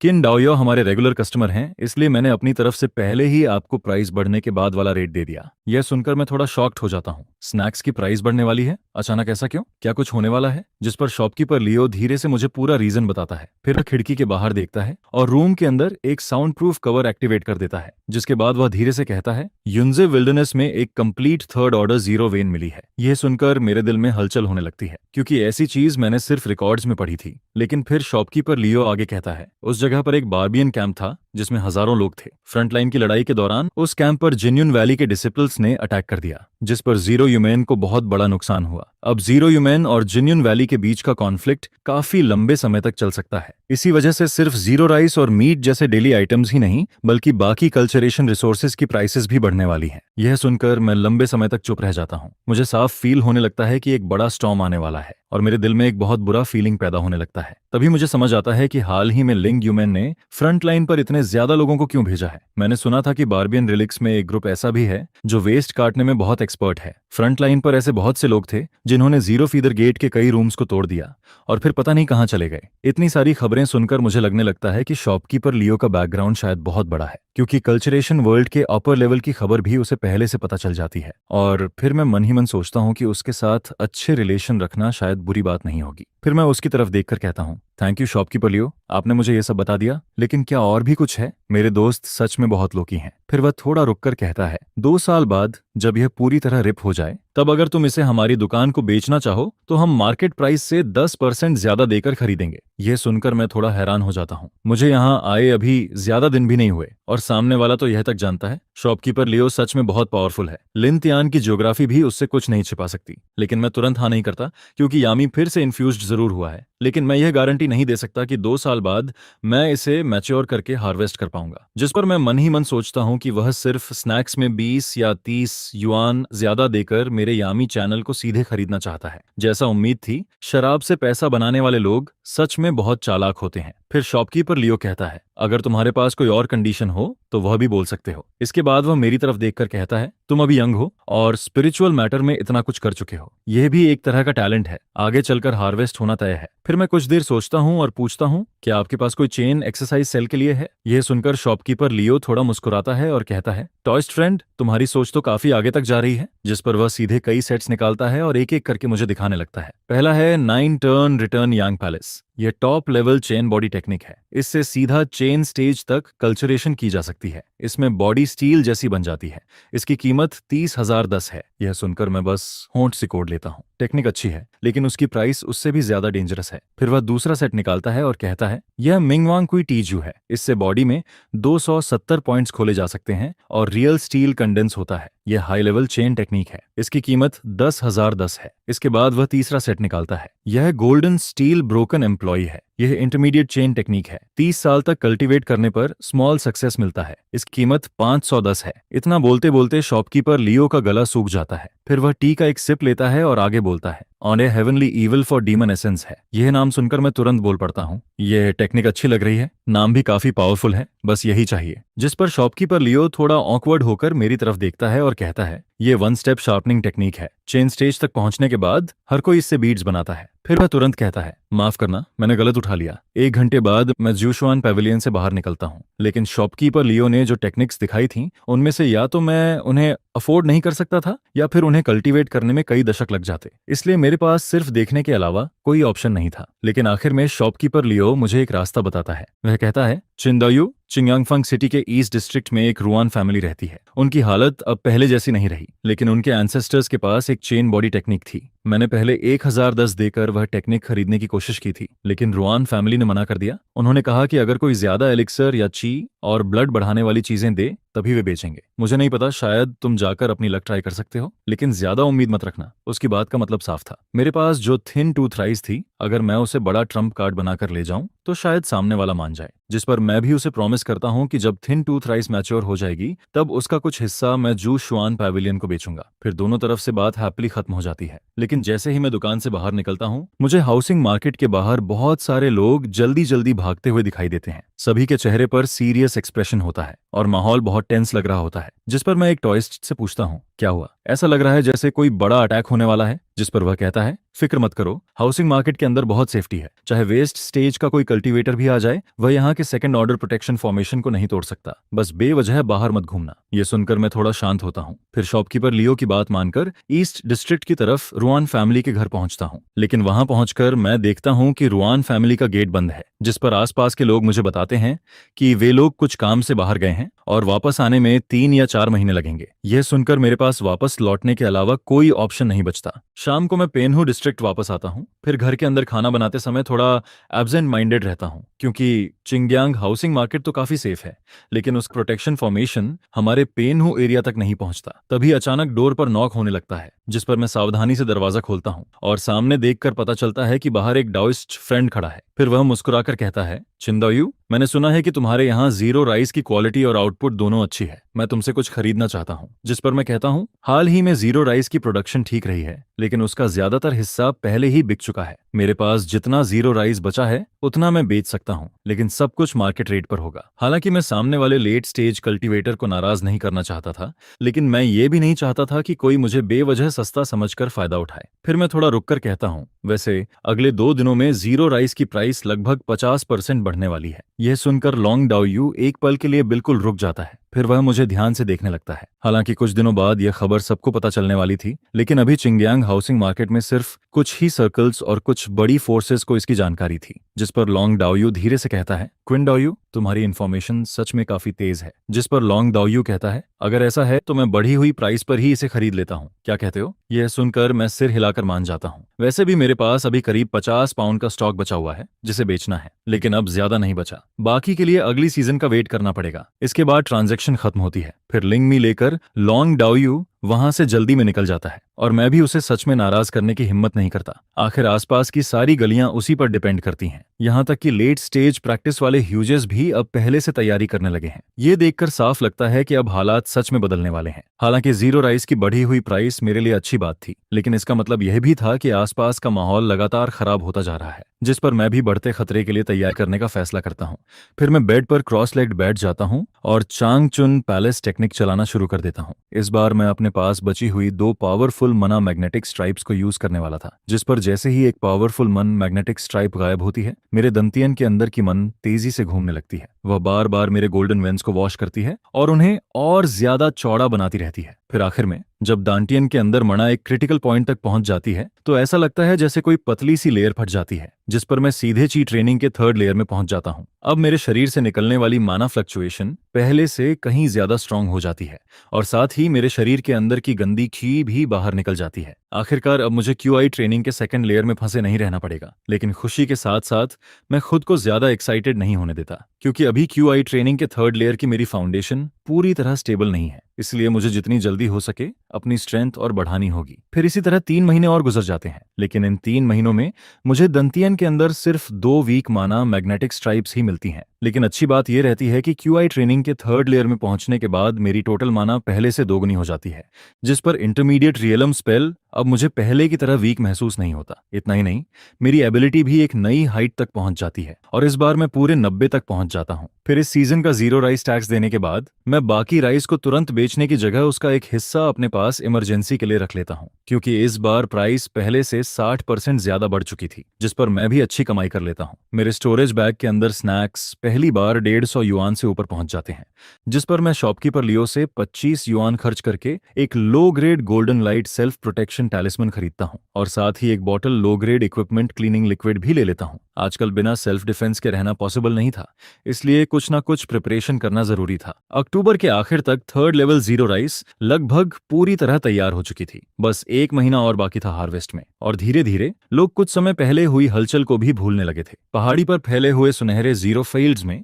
हर तरफ जीरो फार्मर्स की बिजी फिगर्स दिखाई देती थीं, क्योंकि इस साल की आखिरी सीजन की जीरो राइस हार्वेस्ट इन सभी जीरो फार्मर्स के लिए सबसे ज्यादा इंपॉर्टेंट थी, जिस पर बम्पर हार्वेस्ट का सोचकर कोई भी एक पल के लिए आराम नहीं करता। लगभग हर दिन वे लोग जीरो फील्ड में ही रहते हैं। वहीं मेरी एल्फ राइस फील्ड में इस सीजन सिर्फ एक वीक माना मैग्नेटिक स्ट्राइप ही निकली थी। उस समय मैं जीरो फील्ड में जीरो रेन अवेयरनेस यूज कर रहा था। तभी अचानक मुझे फुटस्टेप्स की आवाज सुनाई देती है, जिस पर मेरा दिल तुरंत अलर्ट हो जाता है और मैं तुरंत अपनी अवेयरनेस वापस ले लेता हूँ। फिर मैं पीछे मुड़कर देखता हूँ, जिस पर सामने आने वाला इंसान सुल्तान मास्टर निकलता है। उसे यहाँ देखकर मैं थोड़ा कंफ्यूज्ड हो जाता हूँ। वह यहाँ क्या कर रहा था? फिर वह धीरे से कहता है, रिलैक्स, बस थोड़ा केयरफुल रहो, टेंशन लेने की जरूरत नहीं है। मैं इस बार यहाँ थिन टूथ राइस की वजह से आया हूँ। इसके बाद वह कहता है, half life thing, red spirit dear. यह नाम सुनकर मैं पूरी तरह चौंक जाता हूँ, क्योंकि मैंने पहली बार यह नाम सुना था। लेकिन सुल्तान मास्टर आगे बताता है कि रेड स्पिरिट डियर एल्केमी में इस्तेमाल होने वाला एक बहुत इंपॉर्टेंट मटेरियल है। इसके बारे में बहुत कम लोग जानते हैं। फिर वह सीधे थिन टूथ राइस फील्ड के किनारे तक जाता है और वहां खड़े होकर बहुत ध्यान से उसे देखने लगता है, जिस पर वह पूरे जीरो फील्ड के चारों तरफ घूमता है। फिर आखिर में वह मेरी तरफ देखकर कहता है, सच सच बताओ, तुमने जो थिन टूथ राइस ग्रो की है उसने मुझे सच में सरप्राइज कर दिया।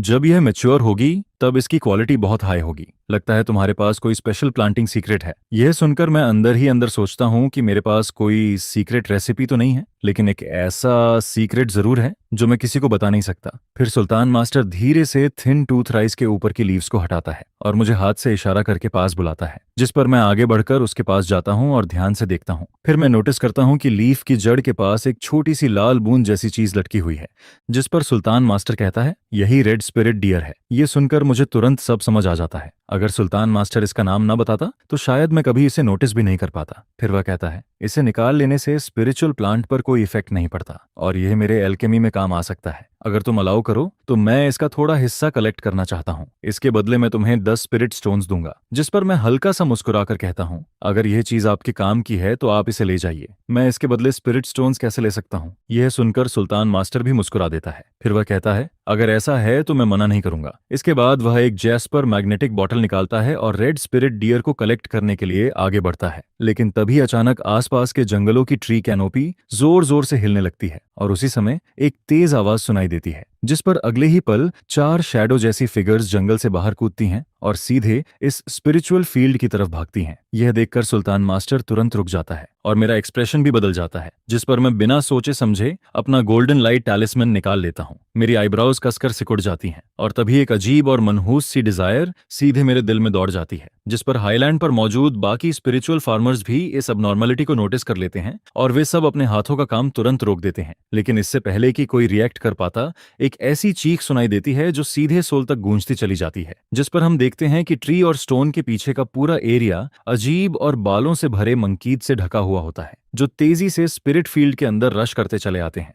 इनमें से कुछ की ऑरा बाकी सबसे कहीं ज्यादा स्ट्रांग होती है, जिस पर पता चलता है कि उनमें से एक मिड स्टेज मॉन्स्टर बीस्ट होता है। यह देखकर सुल्तान मास्टर का चेहरा तुरंत बदल जाता है और वह घबराकर कहता है, बुरा हो गया, यह तो विंड मंकी है। जिसके बाद वह तुरंत चूवुलू को एक जोरदार स्लैप मार देता है, जिस पर उसके हाथ में राइटियस एनर्जी का एक सेट दिखाई देता है और वह बिना देर किए एक स्पेल कास्ट करता है। अगले ही पल जमीन पर एक फॉर्मेशन बनती है और लाइट ब्लू कलर की 2 शीट्स जितनी बड़ी रोशनी हमारे चारों तरफ फैल जाती है, जिस पर सुल्तान मास्टर तुरंत चिल्लाता है, बाहर खड़े मत रहो, जल्दी अंदर आओ। यह सुनकर मैं बिल्कुल भी हेजिटेट नहीं करता और तुरंत उस लाइट के अंदर कदम रख देता हूँ। जैसे ही मैं अंदर आता हूँ, बाहर की सारी आवाजें इंस्टेंटली आइसोलेट हो जाती हैं, जिस पर मैं बाहर की तरफ देखता हूँ और नोटिस करता हूँ कि उन विंड मंकी के मुंह से थिक हवा जैसी सिल्क और फॉक्स शेप वाली ईगल वेव बाहर फैलती चली जाती है और फिर सामने खड़े लो लेवल स्पिरिचुअल फार्मर्स को हिट करती है, जिस पर जैसे ही कोई स्पिरिचुअल फार्मर उस वेव की चपेट में आता है, उसका चेहरा तुरंत बदल जाता है।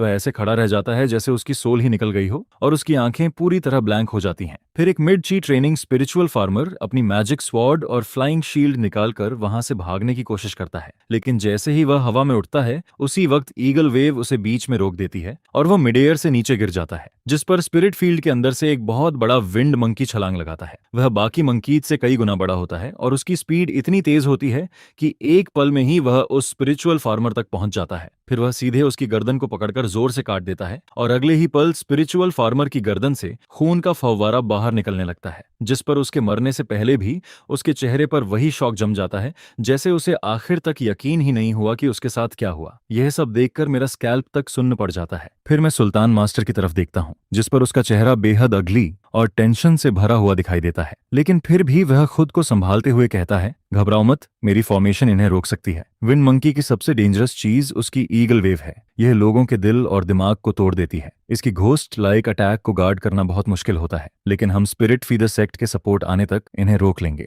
जिस पर उसके इतना कहते ही अचानक 7 या 8 विंड मंकी एक साथ हमारी तरफ दौड़ पड़ते हैं। वे सब सीधा उस लाइट बैरियर की तरफ जंप करते हैं जहां हम खड़े होते हैं। यह देखकर सुल्तान मास्टर के चेहरे का कॉन्फिडेंस पूरी तरह टूट जाता है, और तभी उन मंकीज को अपनी तरफ आते देखकर मैं तुरंत चू वुवेई को एक जोरदार स्लैप मारता हूं, जिस पर मेरी आंखें अचानक बेहद शार्प हो जाती हैं। फिर मेरे हाथ में एक छोटा सा बेल दिखाई देता है जो लगातार ड्रिप जैसी आवाज कर रहा होता है, जिस पर मैं तुरंत हैंड सील बनाता हूं, और अगले ही पल वह छोटा बेल अचानक टूट जाता है। फिर उसके टूटते ही एक बहुत ही भयानक और जोरदार साउंड चारों तरफ फैल जाती है। वह आवाज इतनी खतरनाक होती है जैसे कोई जायंट मंकी पूरे माउंटेन और फॉरेस्ट को हिला रहा हो, जिस पर वह साउंड वेव मुझे सेंटर बनाकर हर डायरेक्शन में फैलती चली जाती है। और फिर काउंटलेस आवाजें समुद्र की लहरों की तरह लेयर बाय लेयर बाहर निकलती हैं, जिस पर उन विंड मंकी की गोस्ट लाइक ईगल वेव्स पूरी तरह ड्राउन हो जाती हैं। फिर पास खड़े कई मंकीज की आंखों में डर दिखाई देने लगता है। वे धीरे धीरे पीछे हटने लगते हैं, यहाँ तक कि जो लो लेवल स्पिरिचुअल फार्मर्स अभी तक कंफ्यूज्ड और ब्लैंक खड़े थे,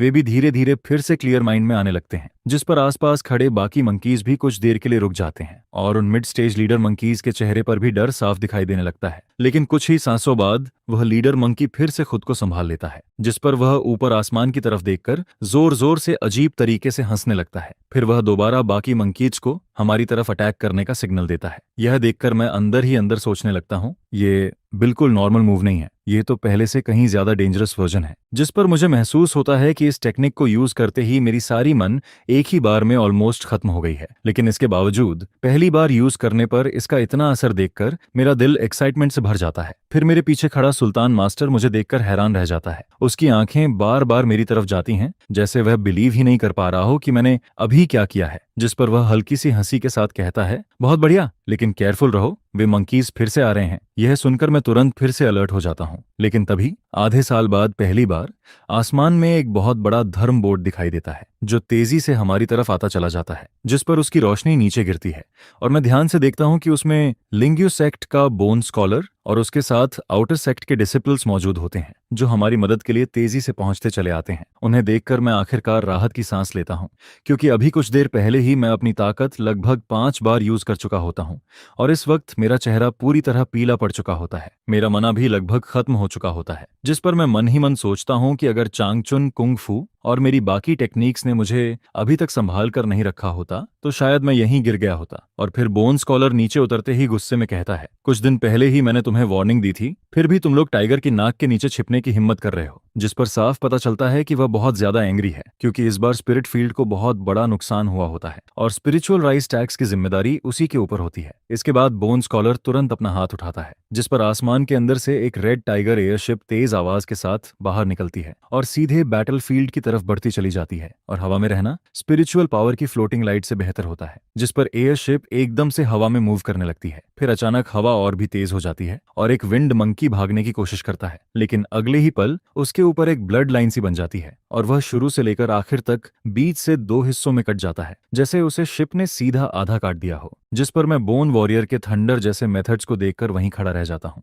और आसपास खड़े स्पिरिट फीदर सेक्ट के डिसिपल्स भी यही फील करने लगते हैं कि अब ये क्राइसिस खत्म हो चुकी है। इसके बाद बोन वॉरियर लोगों को लेकर जल्दी जल्दी आसपास का एरिया साफ करवाने लगता है और बाकी मंकीज भी पूरी तरह हेल्पलेस हो जाते हैं। थोड़े ही समय में स्पिरिचुअल फील्ड के आसपास का खतरा खत्म हो जाता है और अब किसी डिस्टर्बेंस की चिंता नहीं रहती। फिर सीन साफ करने का काम शुरू होता है, जिस पर बोन मोंक अपनी धर्म बोर्ड पर खड़ा होकर मेरी तरफ मुड़ता है और सामने से पूछता है। मैं वहीं अपनी जगह पर खड़ा रहता हूँ और धीरे से जवाब देता हूँ, इस कल्टिवेशन वर्ल्ड में मैं ज्यादा एक्स्ट्रॉर्डनरी चीजें दिखाने की हिम्मत नहीं करता। मैं हमेशा से कॉशियस रहा हूँ। इस दुनिया में मैं किसी पर भरोसा नहीं करता और जब तक जरूरी ना हो मैं बस खुद को नॉर्मल ही दिखाता हूँ। जिस पर बोन स्कॉलर कुछ देर तक मुझे देखता रहता है, जैसे उसे मुझ पर थोड़ा डाउट हो रहा हो। फिर सुल्तान मास्टर आगे बढ़ता है और कहता है, इस बार किन डाओयू की वजह से ही सब बच पाया है। जिस पर सुल्तान मास्टर मेरे सामने आकर खड़ा हो जाता है। बोन स्कॉलर भी वहीं मौजूद होता है। अभी थोड़ी देर पहले तक उसके चेहरे पर गुस्सा था, लेकिन अब वह मुश्किल से हल्की सी स्माइल निकालता है। फिर वह कहता है, तुमने इस बार काफी हेल्प की है। इसके बाद वह मेरी तरफ देखकर कहता है, जो लिंगनोंग थिन टूथ राइस उगाता है उसे इस क्वार्टर में स्पिरिट राइस टैक्स पर 10% की छूट मिलेगी।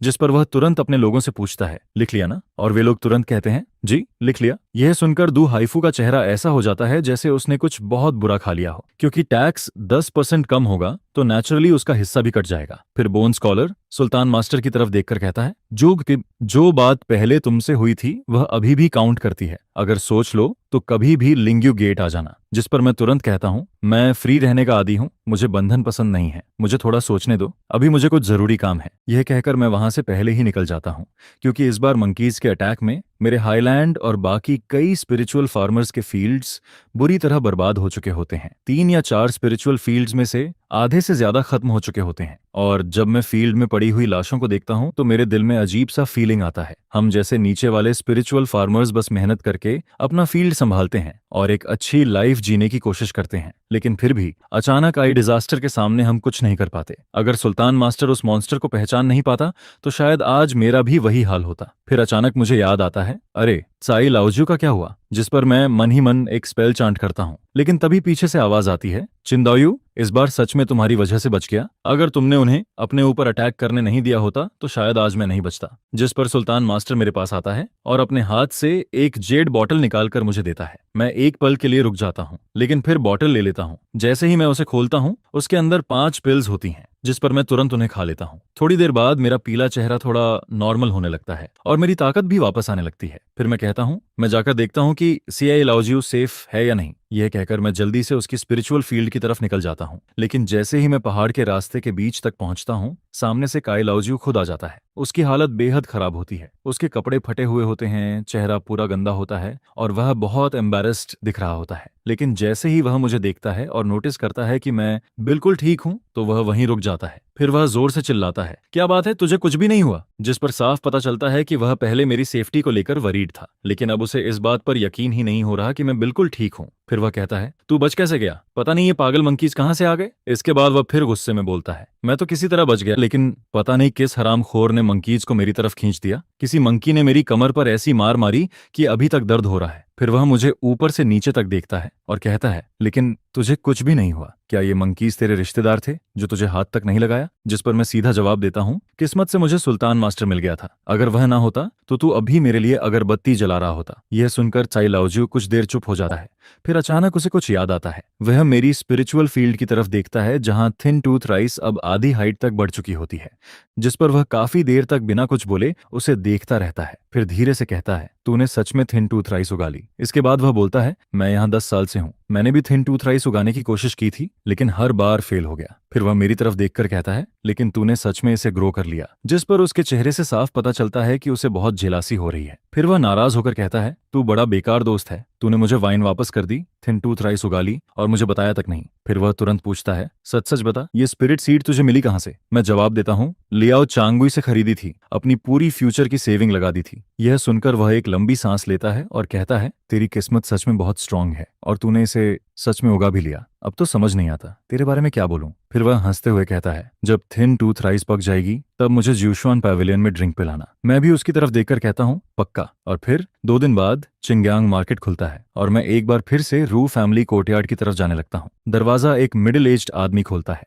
वह ची ट्रेनिंग के आखिरी स्टेज पर होता है। उसका चेहरा काफी थका हुआ होता है और उसकी आंखें भी बिखरी हुई सी लगती हैं। फिर वह मुझे देखकर कहता है, डाओइस्ट, आप किसे ढूंढ रहे हैं और क्या काम है? जिस पर मैं जवाब देता हूँ, क्या आप ही सॉफ्ट डाओइस्ट हैं? मेरा सरनेम किन है? मुझे लियो चांगुई ने भेजा है। मैंने सुना है कि आपके पास बॉडी ट्रेनिंग टेक्निक है, इसलिए मैं खास तौर पर आपसे मिलने आया हूँ। यह सुनकर सॉफ्ट डाओइस्ट कुछ देर के लिए रुक जाता है। फिर वह मुझे अंदर बुला लेता है। मैं कोर्टयार्ड के अंदर जाता हूँ, लेकिन अंदर का सीन काफी सूना और पुराना दिखाई देता है। सामने खड़े सॉफ्ट डाओइस्ट के अलावा वहां और कोई नहीं होता। फिर वह धीरे से कहता है, अगर तुम्हें लियो चांगुई ने भेजा है तो उसने तुम्हें सब बता दिया होगा। अगर तुम्हारे पास कोई ऐसा एलिक्सर या स्पिरिचुअल मटेरियल नहीं है जो ची पॉकेट को बढ़ा सके तो मुझे अफसोस है, मैं तुम्हारी मदद नहीं कर पाऊंगा। जिस पर मैं उसकी तरफ देखता हूँ और फील करता हूँ कि उसकी कल्चरेशन बहुत नॉर्मल है। मैं उससे कुछ खास फील नहीं कर पाता। फिर मैं पूछता हूँ, क्या आप मुझे इस टेक्निक के बारे में बता सकते हैं? जिस पर वह हल्का सा हंसता है और कहता है, तुम मुझ पर हंसोगे नहीं। सच कहूं तो मैं भी अब तक इसी टेक्निक पर डिपेंड हूं।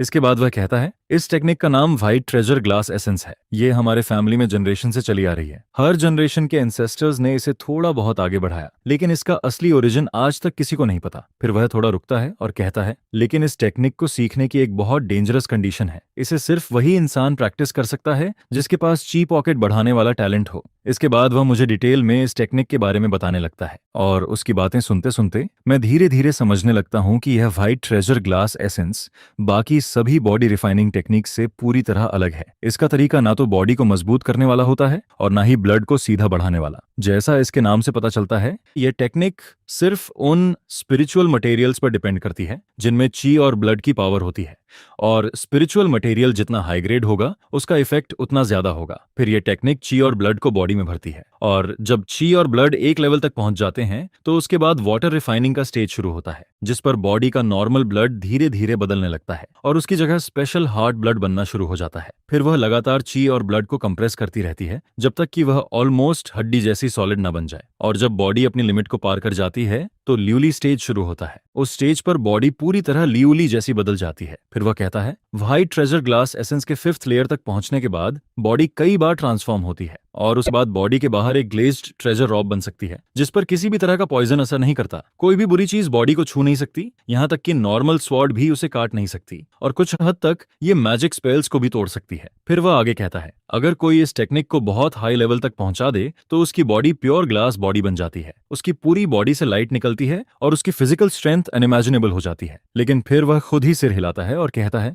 लेकिन यह सब सिर्फ रिकॉर्ड्स में लिखा हुआ है। आज तक कोई भी इस लेवल तक नहीं पहुंच पाया, और इसकी वजह भी सिंपल है। इस टेक्निक को प्रैक्टिस करने के लिए जितने स्पिरिचुअल मटेरियल्स चाहिए वह एक बॉटमलेस पिट की तरह है। अगर किसी के पास लगातार स्पिरिचुअल मटेरियल्स की सप्लाई ना हो तो मैं उसे यही सलाह दूंगा कि वह यह टेक्निक छोड़ दे, क्योंकि जितना पैसा और रिसोर्सेज इसमें लगते हैं उतने में इंसान कई टॉप लेवल टेक्निक्स खरीद सकता है, और इतना सब करने के बाद भी जरूरी नहीं कि वह इसे सीख पाए। यह सुनकर मैं अंदर ही अंदर सोचने लगता हूँ, क्योंकि मेरे लिए स्पिरिचुअल मटेरियल्स कोई बड़ी प्रॉब्लम नहीं है। मेरे पास सेकंड ऑर्डर सॉल्यूशन है, और जो चीज बाकी लोगों को बहुत मुश्किल से मिलती है वही चीज मेरे लिए सबसे बड़ा एडवांटेज है। मतलब जब तक मेरे पास काफी क्यूआई और ब्लड स्पिरिचुअल मटेरियल्स रहेंगे तब तक इस टेक्निक की प्रैक्टिस स्पीड कभी स्लो नहीं होगी। फिर मैं उससे पूछता हूँ, आप अभी इस टेक्निक के किस लेवल तक पहुंचे हैं? जिस पर वह लंबी सांस लेकर कहता है, मैंने पिछले कई सालों में अपनी पूरी फैमिली वेल्थ खर्च कर दी, हजारों स्पिरिट स्टोन्स खर्च किए, हर जगह जाकर ची और ब्लड वाले स्पिरिचुअल मटेरियल्स कलेक्ट किए, लेकिन इसके बाद भी मैं सिर्फ तीसरे लेयर तक ही पहुंच पाया। फिर वह मेरी तरफ देखकर कहता है, अगर हमारे फैमिली में कोई 5th लेयर तक पहुंच पाता तो शायद आज मुझे ये एंसेस्ट्रल टेक्निक बेचनी ना पड़ती। ये सुनकर मुझे तुरंत समझ आ जाता है कि आखिर वह अपनी फैमिली की टेक्निक बेचने के लिए क्यों मजबूर हुआ। कुछ देर सोचने के बाद मैं सीधा कहता हूँ, मैं तुम्हें 1000 स्पिरिट स्टोन्स और 10 जिन थिन टूथ राइस दूंगा, उसके बदले तुम मुझे ये टेक्निक दे दो। यह सुनते ही उसकी आंखें चौड़ी हो जाती हैं। वह तुरंत कहता है, तुम्हारे पास थिन टूथ राइस है? जिस पर मैं कहता हूं, अभी वह पूरी तरह रेडी नहीं हुई है, लेकिन उसे सक्सेसफुली ग्रो कर लिया गया है, अब बस कुछ समय की बात है। यह सुनकर वह कुछ देर तक चुप रहता है, क्योंकि उसके लिए थिन टूथ राइस किसी ट्रेजर से कम नहीं होती। फिर वह कहता है, ठीक है, डील हो सकती है, लेकिन 10 जिन बहुत कम है, मुझे कम से कम 20 जिन थिन टूथ राइस चाहिए। यह सुनते ही मैं बिना कुछ बोले मुड़ जाता हूँ और वहां से जाने लगता हूँ, क्योंकि वह साफ तौर पर जरूरत का फायदा उठाने की कोशिश कर रहा होता है। 20 जिन थिन टूथ राइस, यह मेरी एक्सपेक्टेशन से बहुत ज्यादा था। जिस पर वह तुरंत पीछे से कहता है, चिंदायु, रुकिए, बात की जा सकती है, इतनी जल्दी मत जाइए। फिर वह जल्दी से कहता है, ठीक है, मैं एक कदम पीछे हटता हूँ, 15 जिन थिन टूथ राइस दे दीजिए। लेकिन मैं तब भी कुछ नहीं बोलता, मैं बस उसकी तरफ चुपचाप देखता रहता हूँ, जिस पर सॉफ्ट डाउइस्ट समझ जाता है कि मैं आसानी से मानने वाला नहीं हूँ। फिर वह बेबस होकर लंबी सांस लेता है और कहता है, आजकल के यंग लोग सच में बहुत मुश्किल हैं, तुम जानते हो कि यह मेरी आखिरी कीमत है। फिर वह धीरे से कहता है, मैंने इतने सालों तक इस टेक्निक को संभाल कर रखा, लेकिन हमारे सॉफ्ट फैमिली में कोई भी इसे सही से प्रैक्टिस नहीं कर पाया। तो फिर मैंने ची डाउइस्ट की बात मान ली और 10 जिन थिन टूथ राइस पर डील तय हो गई। जिस पर वह पूछता है, मुझे नहीं पता कि इन डाउइस्ट की थिन टूथ राइस कब तक मिल पाएगी। मैं जवाब देता हूँ, अभी लगभग 2 साल बाकी हैं। यह सुनकर वह कहता है, अगर ऐसा है तो पहले तुम मुझे 1000 स्पिरिट स्टोन्स दे दो, मैं तुम्हें टेक्निक के पहले 5 लेयर्स की कॉपी दे देता हूँ, और जब थिन टूथ राइस पक जाएगी तब बाकी हिस्सा ले लेना। इसके बाद मैं वापस पेनहू डिस्ट्रिक्ट लौट आता हूँ और फिर से अपनी बोरिंग फार्मिंग लाइफ शुरू कर देता हूँ। हर दिन थिन टूथ राइस को धीरे धीरे पकते हुए देखकर अगले 2 साल के लिए मेरे मन में पहले से ही एक प्लान बना हुआ होता है। जब तक स्पिरिचुअल फील्ड में रिपनिंग वाला अगला स्ट्रिप निकल आएगा, मैं सीक्रेटली थिन टूथ राइस का एक छोटा हिस्सा अलग करके ग्रो कर सकता हूँ। मुझे सिर्फ कुछ 100 प्लांट्स हटाने होंगे और बाकी लोगों को इसका पता भी नहीं चलेगा। और जो 3 प्लांट सेकंड ऑर्डर स्ट्रिप्स वाले हैं, उन्हें तो हर हाल में रिपनिंग के लिए अलग करना ही पड़ेगा। इसके अलावा स्पिरिचुअल फील्ड में एक और रिपनिंग सेकंड ऑर्डर स्ट्रिप भी मौजूद होती है। अगर आसपास का माहौल ऐसा ना होता तो मुझे इतनी जल्दी करने की जरूरत नहीं थी। मैं आराम से 2 साल इंतजार कर सकता था, लेकिन अभी की सिचुएशन में मैं अब और धीरे धीरे इंतजार नहीं कर सकता, क्योंकि कल्टीवेशन वर्ल्ड का पूरा ऑर्डर बदल रहा होता है। सेक्ट के ऊपर वाले लोगों का गेम अब यूएनजे तक पहुंच चुका होता है। Great wildness, liquid fish, green sunstone, इन सब चीजों के बीच मुझे अपनी किस्मत का कंट्रोल खुद अपने हाथ में लेना होगा। 1 महीने बाद साल का आखिरी सीजन आता है और स्पिरिट राइस आखिरकार पूरी तरह पक जाती है। लेकिन इस बार पिछली बार जैसा नहीं होता, क्योंकि बोन स्कॉलर ऑन्डू हाइफू पहले से ही स्पिरिट फील्ड के पास खड़े होते हैं। उनके पीछे कई डिसिपल्स भी हेविली गार्ड हालत में मौजूद होते हैं, जिस पर बोन स्कॉलर के ऑर्डर के बाद सभी स्पिरिचुअल फार्मर्स स्पिरिट राइस काटना शुरू कर देते हैं। धीरे धीरे पूरा आसमान सनसेट के रंग से भर जाता है और फिर स्पिरिट राइस की हार्वेस्टिंग पूरी हो जाती है। इसके बाद डू हाइफू एक एक करके सबका टैक्स कलेक्ट करने लगता है। थोड़ी ही देर में सारे हिसाब पूरे हो जाते हैं, जिस पर डू हाइव क्वाइटली रैंकिंग की लिस्ट बोन स्कॉलर को देता है। और इस सीजन में मेरी स्पिरिट राइस की प्रोडक्शन पहले से भी ज्यादा हो जाती है। मेरा टोटल आउटपुट पूरे 90 जिन तक पहुंच जाता है, जिस पर बोन स्कॉलर मुझे टैक्स से फ्री कर देता है। टैक्स देने के बाद मेरे पास अपने लिए पूरे 320 जिन स्पिरिट राइस बच जाती है। अगर पूरे साल के तीनों सीजन्स को जोड़ें तो मेरी टोटल प्रोडक्शन इतनी ज्यादा होती है कि मेरी रैंकिंग पूरे पेनहू डिस्ट्रिक्ट में टॉप 10 के अंदर पहुंच जाती है। फिर सामने से अनाउंसमेंट होती है, इस साल की स्पिरिट राइस प्रोडक्शन रैंकिंग पूरी हो चुकी है, तुम लोग खुद जाकर देख सकते हो। जिस पर रैंकिंग में सबसे नीचे वाले 30 लोगों को अलग बुलाया जाता है। फिर बोन स्कॉलर कहता है, तुम 30 लोग बोट पर चढ़ो और मेरे साथ चलो। भले ही इस बार स्पिरिट फील्ड पर मॉन्स्टर का अटैक हुआ था, लेकिन बोन स्कॉलर और बाकी लोग इन लो लेवल स्पिरिचुअल फार्मर्स के लिए बिल्कुल भी नरमी नहीं दिखाते। मैं उन लोगों की आंखों में देखता हूँ, वहां सिर्फ डर, सैडनेस और होपलेसनेस दिखाई देती है, क्योंकि वे सब जानते हैं कि अब उनका क्या होने वाला है। जिस पर मैं कुछ देर तक उन्हें देखता रहता हूँ। मेरे दिल में भी मिक्स फीलिंग्स आने लगती हैं, लेकिन अगले ही पल मेरी आंखें फिर से मजबूत हो जाती हैं। मैं मुड़कर चियाई लाओजू के कंधे पर हाथ रखता हूँ और कहता हूँ, मत देख, चलो। फिर चाई लाओजू धीरे से पूछता है, ब्रदर चिन, क्या तुझे लगता है एक दिन हम दोनों भी उन 30 लोगों में होंगे? यह सुनकर मैं कुछ देर तक चुप रहता हूँ। अगर मेरे पास यह गोल्डन फिंगर ना होता तो शायद आज उन लोगों की जगह मैं होता, क्योंकि यही एक आम इंसान का आखिर होता है। अच्छे समय में इंसान बैल और घोड़े की तरह काम करता है और बुरे समय में वह राख बन जाता है। लेकिन अभी के लिए मैं बस किन्मी का इस्तेमाल करता हूँ और दिन ऐसे ही गुजरते जाते हैं। फिर नया साल आता है, पहाड़ और नदी फिर से हरे हो जाते हैं और स्प्रिंग शुरू होते ही मैं पहली सीजन की स्पिरिट राइस जल्दी से बो देता हूँ। कुछ ही समय बाद स्पिरिचुअल फील्ड में चारों तरफ नए स्प्राउट्स निकल आते हैं। फिर अचानक मेरे सामने 2 नए मैग्नेटिक स्ट्रिप्स दिखाई देते हैं। Name spirit rice magnetic strip, ripening, maturity 3%। Name spirit rice magnetic strip, week माना, मैच्योरिटी 3%। इन दोनों मैग्नेटिक स्ट्रिप्स को देखकर मैं एक्साइटमेंट से भर जाता हूँ, क्योंकि 3 महीने बाद जब इस सीजन की स्पिरिट राइस पूरी तरह पक जाएगी, तब मुझे एक राइपनिंग मैग्नेटिक स्ट्रिप और एक वीक माना मैग्नेटिक स्ट्रिप मिलने वाली होती है। और इसका मतलब साफ होता है, अब मैं थिन टूथ राइस का एक हिस्सा समय से पहले हार्वेस्ट कर सकता हूँ। लेकिन स्पिरिचुअल फार्मर की लाइफ हमेशा की तरह बोरिंग ही होती है। स्पिरिचुअल फील्ड के पास मेरी मना के कंट्रोल में एक ब्लू मैजिक स्वॉर्ड ऊपर नीचे उड़ती रहती है। वह हवा में कई तरह के फैंसी मूव्स करती है और उसके हवा चीरने की आवाज लगातार सुनाई देती है। यह बेसिक स्वॉर्ड कंट्रोल टेक्निक होती है जिसे ज्यादातर कल्टीवेटर सीखते हैं। लेकिन पहले मैं इतना गरीब था कि सबसे लो लेवल मैजिक स्वॉर्ड भी नहीं खरीद सकता था, इसलिए चाहकर भी प्रैक्टिस नहीं कर पाया। फिर चिंगलिंग स्वॉर्ड हवा में एक ग्रीन लाइट छोड़ती हुई आगे बढ़ती है और पास पड़े एक बड़े पत्थर पर वार करती है, जिस पर पत्थर का एक छोटा हिस्सा सीधा कटकर नीचे गिर जाता है। यह देखकर मैं फील करता हूँ कि यह काफी काम की चीज है। लेकिन जब मैं मना चलाता हूँ तो स्वॉर्ड की मूवमेंट अभी भी थोड़ी हैवी और रफ लगती है, जिस पर मैं क्विंगलिंग स्वॉर्ड वापस लेता हूँ, एक कपड़ा निकालकर उसे साफ करता हूँ और धीरे से खुद से बात करने लगता हूँ। मेरे दिमाग में फिर बोन स्कॉलर का सीन आ जाता है, जब उसने अपनी रेड फ्लाइंग स्वॉर्ड निकाली थी और एक ही वार में सामने वाले को बीच से काट दिया था। वही असली फ्लोइंग स्वॉर्ड टेक्निक थी। मेरी ये लो लेवल मैजिक स्वॉर्ड उसकी फ्लाइंग स्वॉर्ड के सामने किसी टॉय जैसी लगती है। बोन स्कॉलर की स्वॉर्ड कम से कम हाई लेवल मैजिक वेपन होती है, उसकी कोई तुलना ही नहीं हो सकती। और ऐसे हाई लेवल मैजिक वेपन के साथ यूजुअली मैचिंग स्वॉर्ड आर्ट भी होती है, जिससे उसकी पावर और ज्यादा बढ़ जाती है। लेकिन मेरी अभी की कल्टीवेशन और पैसे को देखकर मैं बस उसके बारे में सोच ही सकता हूँ। फिर ऐसे ही समय बीतता जाता है और 3 महीने और गुजर जाते हैं। आखिरकार स्पिरिट राइस फिर से पक जाती है और इस सीजन में हार्वेस्टिंग और रिपनिंग के अलावा मैंने 11-10 मीटर से भी ज्यादा जीत लिया था, जिस पर टैक्स देने के बाद भी मेरे पास 390 कैटिस से ज्यादा बचा रहता है। और फिर पिछले सालों का इन्वेंट्री जोड़ने पर मेरा 0 मीटर रिजर्व 700 कैटिस से भी ऊपर पहुंच जाता है, जिसे चिंगयांग फेंग के अंदर रियल 0 मीटर फ्रीडम माना जा सकता है, जिस पर जीरो राइस की प्राइस अभी भी काफी हाई चल रही होती है। यह देखकर मैं सोचता हूँ कि प्राइस बढ़ने का फायदा उठाकर मुझे थोड़ा और सेल कर देना चाहिए, जिस पर शॉपकीपर लियो की जीरो राइस के लिए डिजायर अब इतनी ज्यादा बढ़ जाती है कि वह दूर से ही अपने मैजिक वेपन को चमकाता हुआ नजर आता है। फिर वो लगातार कई बार मेरे पास आता है, लेकिन उसे कोई फायदा नहीं मिलता, जिस पर मैं मन ही मन सोचता हूँ कि अगली बार मुझे उसे थोड़ा हिस्सा देना ही पड़ेगा, नहीं तो वह सच में नाराज हो जाएगा। और फिर मेरे पास एक बाउल और आधा बाउल जितना बचा रहता है, जिस पर मैं चुपचाप सैकड़ों थिन टूथ राइस को निकालता हूँ। फिर उन 3 थॉर्नी स्ट्रिप्स के साथ उन्हें कोर्टयार्ड में ट्रांसप्लांट कर देता हूँ। इसके बाद सब कुछ तैयार हो जाता है, जिस पर मैं उन 3 थॉर्नी स्ट्रिप्स की स्पिरिचुअल एसेंस पर रिमाइंडर स्ट्रिप इस्तेमाल करता हूँ। और फिर मन में सोचता हूँ कि जब यह कामयाब हो जाएगा तो मैं इसे सिर्फ इन्हीं 3 प्लांट्स पर इस्तेमाल करूंगा, जिस पर लगता है कि यह बहुत जल्दी हार्वेस्ट होने वाला है। मेरी थोड़ी नर्वस नजरों के सामने वे 3 थिन टूथ राइस प्लांट्स पागलों की तरह ग्रो करने लगते हैं और 8 गुना तक बढ़ जाते हैं। फिर थोड़ी देर बाद स्पिरिचुअल मैटर की ग्रोथ धीरे धीरे स्लो होने लगती है जब वह राइस क्रम्स को टच करती है। Name thin tooth rice crazy strip advanced spiritual language tips 5 loss 90%। Rice multiply thin tooth rice crazy strip quality improvement 1 loss 92%। Rice multiply thin tooth rice crazy strip reminder 5 loss 93%, जिस पर मैं देखता हूं कि इस speed से reminder effect अभी पूरी तरह खत्म नहीं हुआ है और शायद कल सुबह तक इसे हार्वेस्ट किया जा सकता है।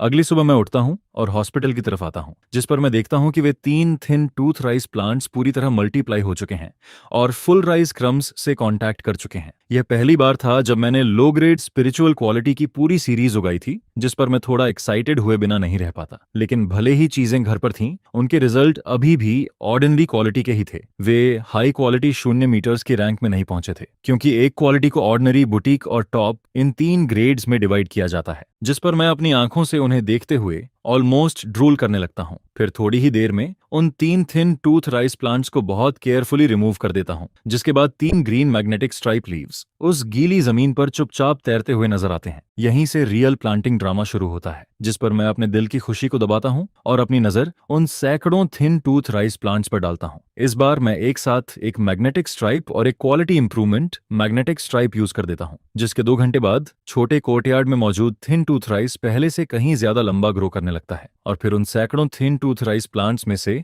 2 मैग्नेटिक स्ट्राइप्स निकलकर सामने आते हैं। Name thin tooth rice magnetic stripe weak chi and blood maturity 50%। Name thin tooth rice magnetic stripe weak chi and blood maturity 52%। यह देखकर मैं पूरी तरह शॉक हो जाता हूं, क्योंकि हर बार जब भी यह मैग्नेटिक स्ट्राइप रिफ्रेश होता है, यह मेरी अगली प्रैक्टिस से जुड़ा होता है, जिस पर मुझे महसूस होता है कि यह चीज सच में बहुत पावरफुल है। और अभी मेरे पास सबसे ज्यादा कमी QI एंड ब्लड की पावर की ही होती है, जिस पर एक अर्जिंग मैग्नेटिक स्ट्राइप उन सैकड़ों स्पिरिचुअल मैटर्स पर डिस्ट्रीब्यूट हो जाती है, लेकिन इफेक्ट धीरे धीरे स्लो पड़ने लगता है। फिर 7 दिन बाद छोटे कोर्टयार्ड में मौजूद थिन टूथ राइस का एक छोटा हिस्सा पूरी तरह मैच्योर हो जाता है, जिस पर मैं अपने दिल की एक्साइटमेंट को अब और नहीं रोक पाता, क्योंकि यह एक high quality thin tooth rice होता है। Name thin tooth rice magnetic stripe weak chi and blood maturity 100%। Harvestable. Name thin tooth rice magnetic stripe weak chi and blood maturity 100%। Can be harvested. High quality thin tooth rice ordinary thin tooth rice से बिल्कुल अलग होता है, क्योंकि इसकी surface पर ज्यादा blood red lines बनी होती हैं। रेड और व्हाइट का उसका मिक्स इतना अच्छा दिखता है कि वह बेहद खूबसूरत नजर आता है, जिस पर उसके अंदर मौजूद कोल्ड ऑरा और ची एंड ब्लड बढ़ाने वाला effect ordinary thin tooth rice से 3 गुना ज्यादा होता है, और यही चीज ची एंड ब्लड को बहुत तेजी से बढ़ाती है।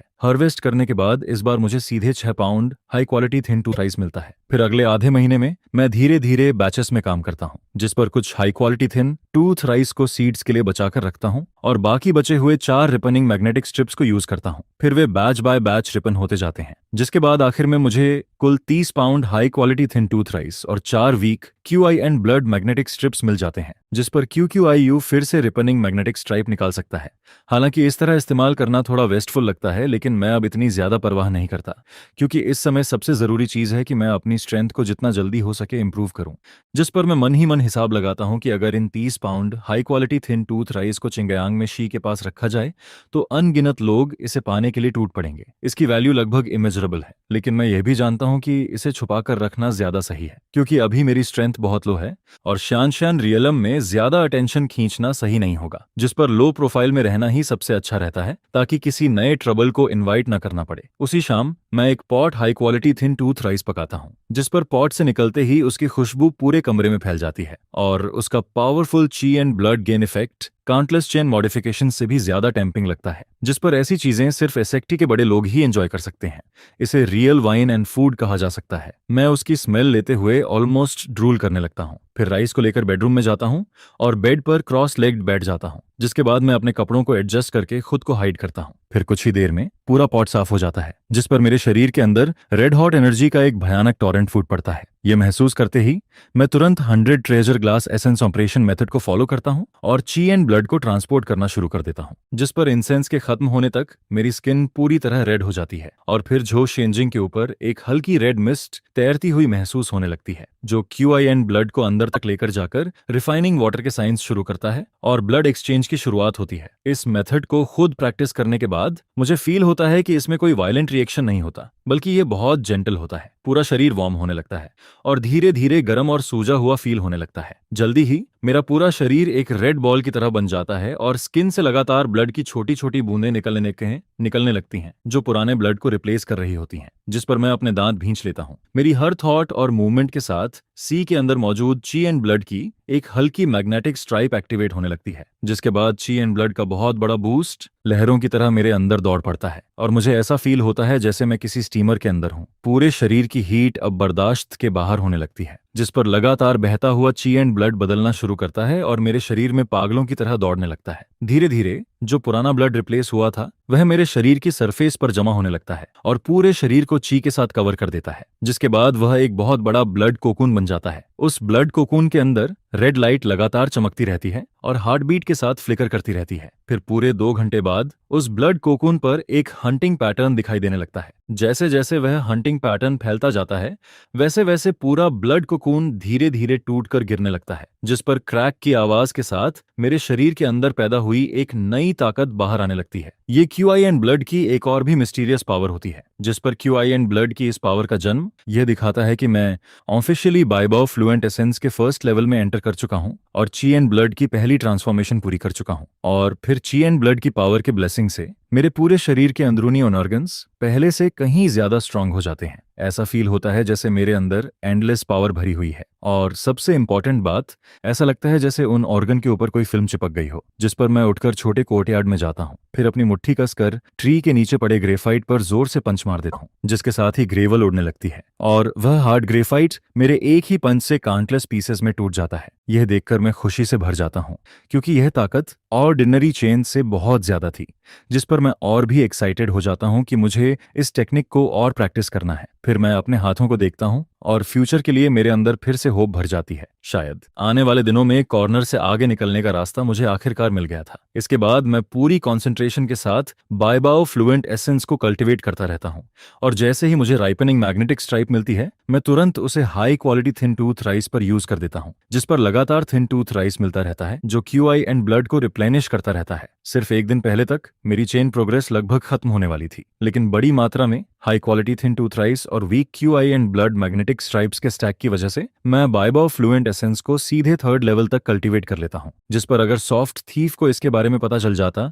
तो शायद वह खून की उल्टी कर देता। और तभी मुझे समझ आता है कि जब भी वह थिन टूथ राइस का नाम सुनता था, उसकी आंखें क्यों चमकने लगती थीं, क्योंकि ये चीज एनर्जी और इफेक्ट दोनों में सबसे ऊपर थी। और कल्चरेशन करते हुए मैं इसे बहुत गहराई से फील करता हूँ। इसके बाद अगले 6 महीनों तक ट्रीटमेंट के अलावा और कुछ खास नहीं होता, लेकिन फिर सुल्तान अचानक खुद मुझसे मिलने 2 बार आता है। मैंने उसे आधे साल से नहीं देखा था और अब वह लाइकर रिफाइनिंग के 6th लेयर तक पहुंच चुका था, जिस पर उसकी कल्चरेशन स्पीड देखकर मैं फिर से अल्केमिस्ट की इंप्रूवमेंट स्पीड से शॉक्ड रह जाता हूँ। सच में ये बहुत एक्स्ट्रॉर्डिनरी थी। हर बार जब सुल्तान मास्टर आता है तो मैं उससे डिस्कशन करता हूँ और फिर 2 बार 100 पाउंड एल्फ राइस के बदले मैं उससे एनहांसमेंट के 2 पीसेज एक्सचेंज करता हूँ, जिस पर सुल्तान मास्टर लाइकर की 7 मना जायंट स्पिरिट पिल के लिए एग्री कर जाता है। फिर एक दिन सुल्तान मास्टर दोबारा आता है जिस पर इस बार मैं सिर्फ एल्फ राइस ही नहीं बनाता बल्कि हॉस्पिटैलिटी के लिए हाई क्वालिटी लीग्स भी तैयार करता हूँ। जिस पर वह मुझे कहता है, चिंदाओयू, मैं इस बार यहाँ स्पिरिचुअल राइस खरीदने नहीं आया हूँ बल्कि तुमसे एक डील करना चाहता हूँ। यह सुनकर मैं थोड़ा क्यूरियस हो जाता हूँ क्योंकि मैं सीक्रेटली खुद को सिर्फ एक ऑर्डिनरी स्पिरिचुअल फार्मर मानता हूँ। स्पिरिचुअल राइस के अलावा ऐसी कौन सी चीज हो सकती है जिसका सुल्तान मास्टर मेरे साथ डील करना चाहता है? जिस पर सुल्तान मास्टर सीधे मुद्दे पर आता है और कहता है, मैं एक एलिक्स रिफाइन करने वाला हूँ और फ्यूचर में मुझे बहुत सारी मेडिसिनल फॉरेस्ट फ्लावर्स की जरूरत पड़ेगी। इसके साथ ही वह तुरंत एक ब्लूग्रास जैसी एसेंस फ्लावर निकालता है जो फ्रॉस्ट की तरह कंडेंस्ड होती है। उसके स्टेमेंस फीके पड़ चुके होते हैं। फिर वह कहता है, ये एक स्पिरिचुअल मैटर है। इसकी मैच्योरिटी साइकिल करीब 1 साल की है और इसका फ्लावरिंग पीरियड सिर्फ 7 दिन का होता है। इसके फ्लावर्स का यूज मेडिसिन और एल्केमी दोनों में होता है। मैंने इसके बारे में स्पिरिचुअल बुक्स में पढ़ा हुआ था और मुझे याद आता है कि सुल्तान ने कहा था कि यह हीरोइक स्पिरिट फ्लावर कई हाई क्वालिटी एलिक्सर्स और वॉशिंग वाटर पिल्स को रिफाइन करने के लिए जरूरी चीज है। और वॉशिंग पिल आगे की कल्चरेशन में ब्रेक थ्रू के लिए यूज होने वाली एक मिराक्युलस मेडिसिन होती है जिसकी कीमत का अंदाजा भी नहीं लगाया जा सकता। जिस पर मैं मन ही मन सोचने लगता हूँ, क्या वह हाई ग्रेड पिल मास्टर बनने की कोशिश कर रहा है? लेकिन फिर भी मैं थोड़ा कंफ्यूज्ड रहता हूँ क्योंकि मुझे समझ नहीं आता कि सुल्तान मास्टर ने लिंग्यू सेक्ट के किसी स्पिरिचुअल मास्टर को ढूंढने के बजाय मुझे एक लो लेवल स्पिरिचुअल फार्मर को क्यों चुना। जिस पर वह हंसते हुए कहता है, सू को सेक्ट के बंधनों में बंधना पसंद नहीं है। अगर मैं लिंग्यू सेक्ट के लोगों को बुलाता तो बहुत सारी परेशानियां खड़ी हो जाती। यह सुनकर मैं सिर हिला देता हूँ लेकिन फिर भी कहता हूँ, यह स्पिरिट फ्लावर एक स्पिरिचुअल मैटर है। मैंने इसे पहले कभी नहीं उगाया। मुझे डर है कि जिस पर सुल्तान मास्टर बीच में ही बोल पड़ता है, क्विंडाओ, तुम मजाक कर रहे हो। थिन टूथ राइस जैसी मुश्किल स्पिरिचुअल मैटर को भी तुम सक्सेसफुली ग्रो कर चुके हो, तो ये स्पिरिचुअल फ्लावर तुम्हारे लिए मुश्किल नहीं होगी। और फिर वह कहता है, इसके अलावा स्पिरिचुअल फ्लावर के सीड्स मैं खुद दूंगा। सक्सेसफुल प्लांटिंग के बाद मैं एक प्लांट के लिए 15,000 स्पिरिट स्टोन्स तक खरीदने की कोशिश कर सकता हूँ, लेकिन सक्सेस की गारंटी नहीं दे सकता। फिर भी मुझे अंदर से ऐसा फील हो रहा था कि सल्टन शायद मना नहीं करेगा। जिस पर मैं उससे कहता हूँ, आप बताइए, मैं आपके लिए यह शिलिंग फ्लावर लगा सकता हूँ और जब यह मैच्योर हो जाएगा तब मैं इसमें से सिर्फ थोड़ा अलग रखूंगा, बाकी सब आपको वापस दे दूंगा। लेकिन बदले में मैं मास्टर सुल्तान से एल्केमी के 1-2 हाथ सीखना चाहता हूँ। यह सुनकर मास्टर सुल्तान कुछ पल के लिए चौंक जाता है। फिर वह मुझे ऊपर से नीचे तक देखता है, जिसके बाद वह हल्का सा मुस्कुराता है और कहता है, तो तुम यहाँ मेरा इंतजार कर रहे थे? फिर वह कहता है, लेकिन तुम अच्छी तरह सोच लो, एल्केमी की आर्ट सिर्फ स्पिरिट स्टोन्स ही नहीं खाती बल्कि इसमें बहुत टैलेंट भी चाहिए होता है और हर कोई इसे नहीं सीख सकता। जब समय आए तब मुझे ब्लेम मत करना कि मैंने तुम्हें पहले नहीं बताया। यह सुनते ही मैं बहुत खुश हो जाता हूँ क्योंकि मैं काफी समय से इसी चीज का इंतजार कर रहा था और अगर एक बार यह सीख गया तो बाकी स्पिरिचुअल ट्रेजर्स की मदद से मैं काफी टाइम बचा सकता हूँ। जिस पर मैं मन ही मन खुश होने लगता हूँ क्योंकि मेरा छोटा सा प्लान था कि मैं यहाँ और 3 साल रुकूं। फिर सुल्तान कहता है, ठीक है, तुम मेरे लिए 3 साल तक एलिक्स प्लांट करना और बदले में मैं तुम्हें अपनी एल्केमी एक्सपीरियंस दूंगा। डील पक्की? इसके बाद वह एक किताब निकालकर मुझे देता है और कहता है, यह एल्केमी की बेसिक चीजें हैं, सबसे बेसिक मेडिसिनल प्रॉपर्टीज और फर्नेस के ऊपर हीट को कैसे कंट्रोल करना है, यह सब तुम्हें समझना होगा। इसके अंदर जब मैंने शुरुआत में स्टडी की थी तब के नोट्स हैं, तुम इसे पहले अच्छे से पढ़ लो। जिस पर वह एक प्री इंस्पेक्शन निकालकर मुझे दे देता है। मैं उसे हाथ में लेता हूँ और जैसे ही खोलकर देखता हूँ उसके अंदर एल्केमी की 3 मेडिसिन्स और फर्नेस की हीट के बारे में लिखा हुआ होता है। पहले मुझे लगा था कि यह सिर्फ एक नॉर्मल बेसिक बुक होगी, लेकिन जब मैंने ध्यान से देखा तो मुझे पता चला कि इसमें ज्यादातर चीजें सुल्तान मास्टर के खुद के हैंडराइटन स्टडी नोट थे और वह इतने डिटेल में लिखे हुए थे कि सिर्फ ये नोटबुक ही उसके लिए 3 साल काम करने के बराबर थी। जिस पर मैं खुशी खुशी वह नोटबुक रख लेता हूँ। फिर अपना ग्लास उठाकर सुल्तान मास्टर की तरफ बढ़ाता हूँ और उसे टोस्ट करता हूँ। इसके बाद हम दोनों डील पक्की कर लेते हैं और खाना कंटिन्यू करते हैं। तभी बाहर से डोर नॉक होने की आवाज आती है, जिस पर मैं सुल्तान मास्टर से कहता हूँ, आप पहले खाइए, मैं जाकर डोर खोलता हूँ। फिर मैं बॉल नीचे रखकर उठता हूँ और डोर खोल देता हूँ, लेकिन जैसे ही डोर खुलता है मैं देखता हूँ कि बाहर थीफ खड़ा था।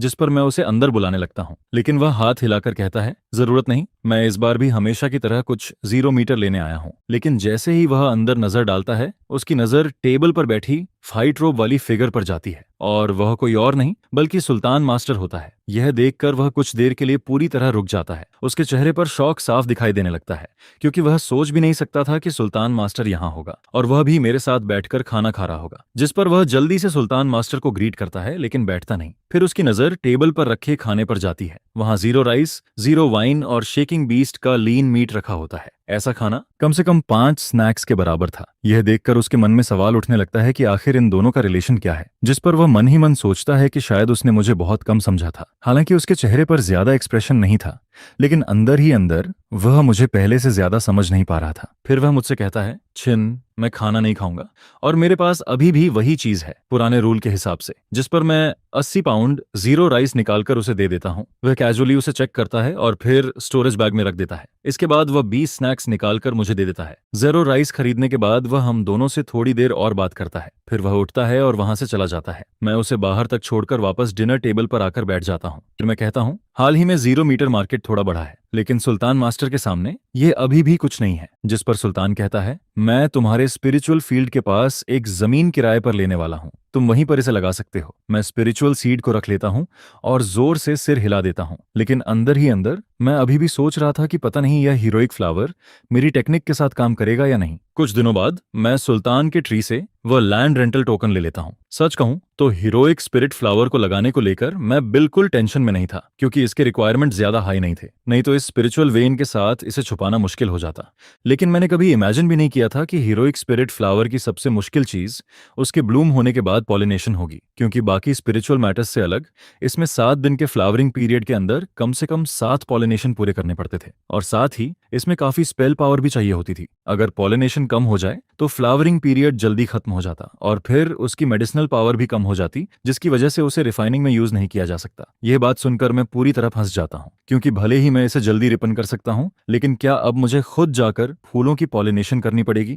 जिस पर मैं सिर्फ इतना सोचता हूँ, पहले स्टेप बाय स्टेप चलते हैं। फिर मैं स्पिरिचुअल प्लेस को उठाकर स्पिरिचुअल फील्ड में ले जाता हूँ और वहां जमीन को पलटना शुरू करता हूँ। रेनोवेशन पूरा होने के बाद मैं सुल्तान के दिए हुए स्पिरिचुअल सीड्स को कुल 3 एकड़ जमीन में लगा देता हूँ। फिर मैं अपने सामने उस स्पिरिचुअल फील्ड को देखकर सेटिस्फैक्शन से सिर हिलाता हूँ। इसके बाद मैं ultimate spiritual language technique use करता हूँ। अब यह स्मूथली ग्रो करेगा या नहीं, यह सिर्फ भगवान पर डिपेंड करता था। अगर यह काम नहीं करता तो मेरे पास सिर्फ एक ही ऑप्शन बचता, और वह था मेरा रिपेनिंग ट्रिक। क्योंकि पिछले 6 महीनों में मैंने मैग्नेटिक स्ट्राइप सी के अंदर काफी चीजें जमा करके रखी हुई थी। वीक माना 6 टाइम्स मल्टीप्लाई हो चुका था। Week chi and blood 2 times multiply हो चुका था। Advanced spiritual language technique 5 times multiply हो चुकी थी। रिपनिंग 1 टाइम मल्टीप्लाई हुई थी। बाकी की magnetic stripes 100 treasure glass essence को कल्टीवेट करते करते खत्म हो चुकी थी। स्पिरिचुअल हर्ब लगाने के बाद मैं वापस घर आता हूँ और कल्चरेशन शुरू कर देता हूँ। फिर मैं धीरे से एक खूबसूरत बाथ बॉटल खोलता हूँ, जिसके अंदर 2 साइन कलर की एलिक्सर्स रखी होती हैं। उनके ऊपर से डांशियांग की खुशबू आ रही होती है। यही जायंट स्पिरिट पिल थी जिसे मैंने आखिरकार एक 100 पाउंड स्पिरिचुअल राइस देकर सुल्तान से एक्सचेंज किया था, जिस पर मैं कॉल्सप्ड बेड के पास घास पर बैठ जाता हूँ। फिर एक एलिक्सर निकालकर निगल लेता हूँ। जैसे ही वह अंदर जाती है, उसकी मेडिसिनल पावर मेरे शरीर में फैलने लगती है और लगातार मेरे मेरिडियंस को चौड़ा करती रहती है, जिसके साथ माना चलने की स्पीड भी काफी बढ़ जाती है। जिस पर मैं तुरंत चांगचुन पैलेस टेक्निक चलाना शुरू कर देता हूँ, ताकि इस पावरफुल स्पिरिचुअल पावर को एब्जॉर्ब कर सकूं। 2 घंटे बाद मैं अपनी आंखें खोलता हूँ। मेरा चेहरा एक्साइटमेंट से लाल हो चुका होता है। यह जायंट स्पिरिट पिल सच में ची ट्रेनिंग पीरियड की कल्चरेशन बढ़ाने वाली स्पिरिट पिल होने के लायक थी, क्योंकि इससे बढ़ने वाला माना वीक माना मैग्नेटिक स्ट्राइप से भी कहीं ज्यादा था। जिस पर मैं मन ही मन सोचता हूँ कि इसकी एक पिल मेरी 1 साल की मेहनत के बराबर थी। अगर मैं यह पिल हर दिन खा पाता तो शायद बहुत जल्दी QI ट्रेनिंग के 4th लेयर तक पहुंच सकता था, लेकिन फिर भी मैं इसे सीक्रेटली संभाल कर रखता हूं और कल्चरेशन खत्म होने तक मेरा मूड बहुत अच्छा हो चुका होता है। जिस पर मैं सोचता हूं कि अब शॉपकीपर लियो के पास जाना चाहिए। मैं प्लान करता हूं कि उसके पास स्पिरिचुअल राइस का एक हिस्सा बेच दूं और साथ में यह भी देखूं कि क्या वहां बाथरूम विंड स्प्रिंग वाला स्पेल मिल सकता है। अब मेरे पास high quality thin tooth rice थी, इसलिए ऑर्डिनरी एल्फ राइस को ज्यादा स्टोर करके रखने की जरूरत नहीं थी। इससे अच्छा था कि जब प्राइस अच्छी हो तभी इसे बेच दिया जाए। जिस पर मैं कैप्चर मैजिक वेपन लेकर निकलता हूँ। पेनहू डिस्ट्रिक्ट क्रॉस करता हूँ, फिर कई मोड़ घूमने के बाद मेन रोड पर पहुंच जाता हूँ और आखिरकार जूक्सवान पैवेलियन के अंदर पहुंच जाता हूँ। अंदर जाते ही शॉपकीपर लियो अपने हमेशा वाले स्माइल के साथ मेरा स्वागत करता है। वह कहता है, अरे क्विन फिर आ गया, जल्दी अंदर आओ और टी लाओ। जिस पर मैं हल्का सा मुस्कुराता हूँ, लेकिन ज्यादा कुछ नहीं कहता। फिर स्पिरिचुअल राइस के 3 बड़े बैग्स निकालकर टेबल पर रख देता हूँ। यह देखकर शॉपकीपर लियो का स्माइल और चौड़ा हो जाता है। फिर वह कहता है, यह तो 300 पाउंड से भी ज्यादा लग रहा है। वह स्पिरिचुअल राइस को ले लेता है, फिर मुझे स्नैक्स देता है। जिस पर मैं उससे पूछता हूँ, शॉपकीपर ले आओ, स्पिरिचुअल राइस की प्राइस अभी भी वही है या फिर बढ़ गई है? यह सुनकर शॉपकीपर लियो थोड़ा इधर उधर देखता है, फिर धीरे से कहता है, क्विन, अब आने वाले टाइम में स्पिरिचुअल राइस की प्राइस शायद नहीं बढ़ेगी। फिर वह और पास आकर कहता है, इसके उल्टा फ्लोटिंग टैलिस्मैन और लाइफ सेविंग एलिक्सर की प्राइस थोड़ी बढ़ने वाली है। अगर तुम्हें चाहिए तो जल्दी ले लो, कुछ दिनों बाद प्राइस बदल जाएगी। जिस पर मैं पूछता हूँ, ऐसा क्यों? वह कहता है, कोई बहुत बड़ा चेंज नहीं हुआ है, लेकिन लिंग्यूमेन और जिन्यून वैली के बीच फ्रंट लाइन पर हालात खराब हो गए हैं। बैरक अब ज्यादा देर तक टिक नहीं पा रहे और लगातार बहुत कैजुअलिटीज हो रही हैं। अब लिंग्यू सेक्ट फिर से लूज कल्टीवेटर्स को बुलाने वाली है ताकि उन्हें बारबियन कल्टीवेशन एरिया में कैनन फोडर की तरह भेजा जा सके। यह सुनकर मैं कुछ देर के लिए चुप हो जाता हूँ। फिर मैं पूछता हूँ, क्या आपके यहाँ इंपीरियल हिस्टोरियन फेंकवन वाला स्पेल मिलता है? जिस पर शॉपकीपर लियो हंसने लगता है, फिर कहता है, हमारी दुकान में ऐसी कौन सी चीज है जो नहीं मिलती। इसके बाद वह कुछ जेड स्लिप्स निकालकर मेरे सामने रख देता है, फिर कहता है, ये देखो, युशोजू डवर्मिंग कंट्रोल 0 एसेंस सब हैं और तुम्हें 10% डिस्काउंट भी दूंगा। इनमें से कोई भी सिर्फ 3000 स्नैक्स का पड़ेगा। यह सुनते ही मैं तुरंत सिर हिला देता हूँ, क्योंकि हर बार ये बूढ़ा मुझे मेरे सारे स्नैक्स खर्च करवाने की कोशिश करता है। सच में बिजनेस करने में इसका कोई जवाब नहीं था। हालांकि जीरो राइस की प्रोडक्शन बढ़ने के बाद मेरे पास थोड़ी सेविंग हो गई थी, लेकिन सिर्फ एक टेक्निक मेरी पूरी पॉकेट खाली कर सकती थी। कल्टीवेशन करना सच में बहुत पैसा खाता था। ऐसा लग रहा था जैसे यह मेरी जान ही ले लेगा। जिस पर मैं उससे पूछता हूँ, मिड ग्रेड के कैप्चर्ड रोड कितने के हैं? यह सुनकर शॉपकीपर लियो पहले थोड़ा डिसअपॉइंटेड होता है, क्योंकि मैंने स्पेल नहीं खरीदा, लेकिन अगले ही पल वह फिर से खुश हो जाता है। फिर वह कहता है, middle grade fire cloud sword 80 snacks, middle grade thunder sword 100 snacks और middle grade gold cut off 80 snacks. यह सुनकर मैं बिना सोचे कहता हूँ, मुझे एक मिडिल ग्रेड थंडर स्वॉर्ड चाहिए। जिस पर शॉपकीपर लियो बहुत खुश हो जाता है, फिर तुरंत एक ब्लू कलर का थंडर स्वॉर्ड निकाल कर मुझे दे देता है। मैं थंडर स्वॉर्ड ले लेता हूँ और डील पूरी हो जाती है। इसके बाद भी शॉपकीपर लियो बहुत एंथुसियाज्म के साथ मुझे बाहर तक छोड़ने आता है। मैं ज्यूशुआन पेविलियन से बाहर निकलता हूँ और चिंग्यांग की मेन रोड पर धीरे धीरे चलने लगता हूँ। सड़क के दोनों तरफ हर तरह की शॉप्स और डेकोरेशंस लगी हुई थीं। हर तरफ लोग आते जाते दिख रहे थे, लेकिन इस बार मुझे वहां काफी सारे नए चेहरे दिखाई दे रहे थे। शायद हाल की सिचुएशन की वजह से बहुत सारे कल्टीवेटर्स यहाँ आ गए थे। जिस पर मैं सड़क पर चलते चलते इधर उधर देख रहा था। तभी एक जगह के दरवाजे के पास खड़ी कूल कपड़े पहनी हुई एक चिंगशान फीमेल कल्टीवेटर मुझे जोर से आवाज लगाती है।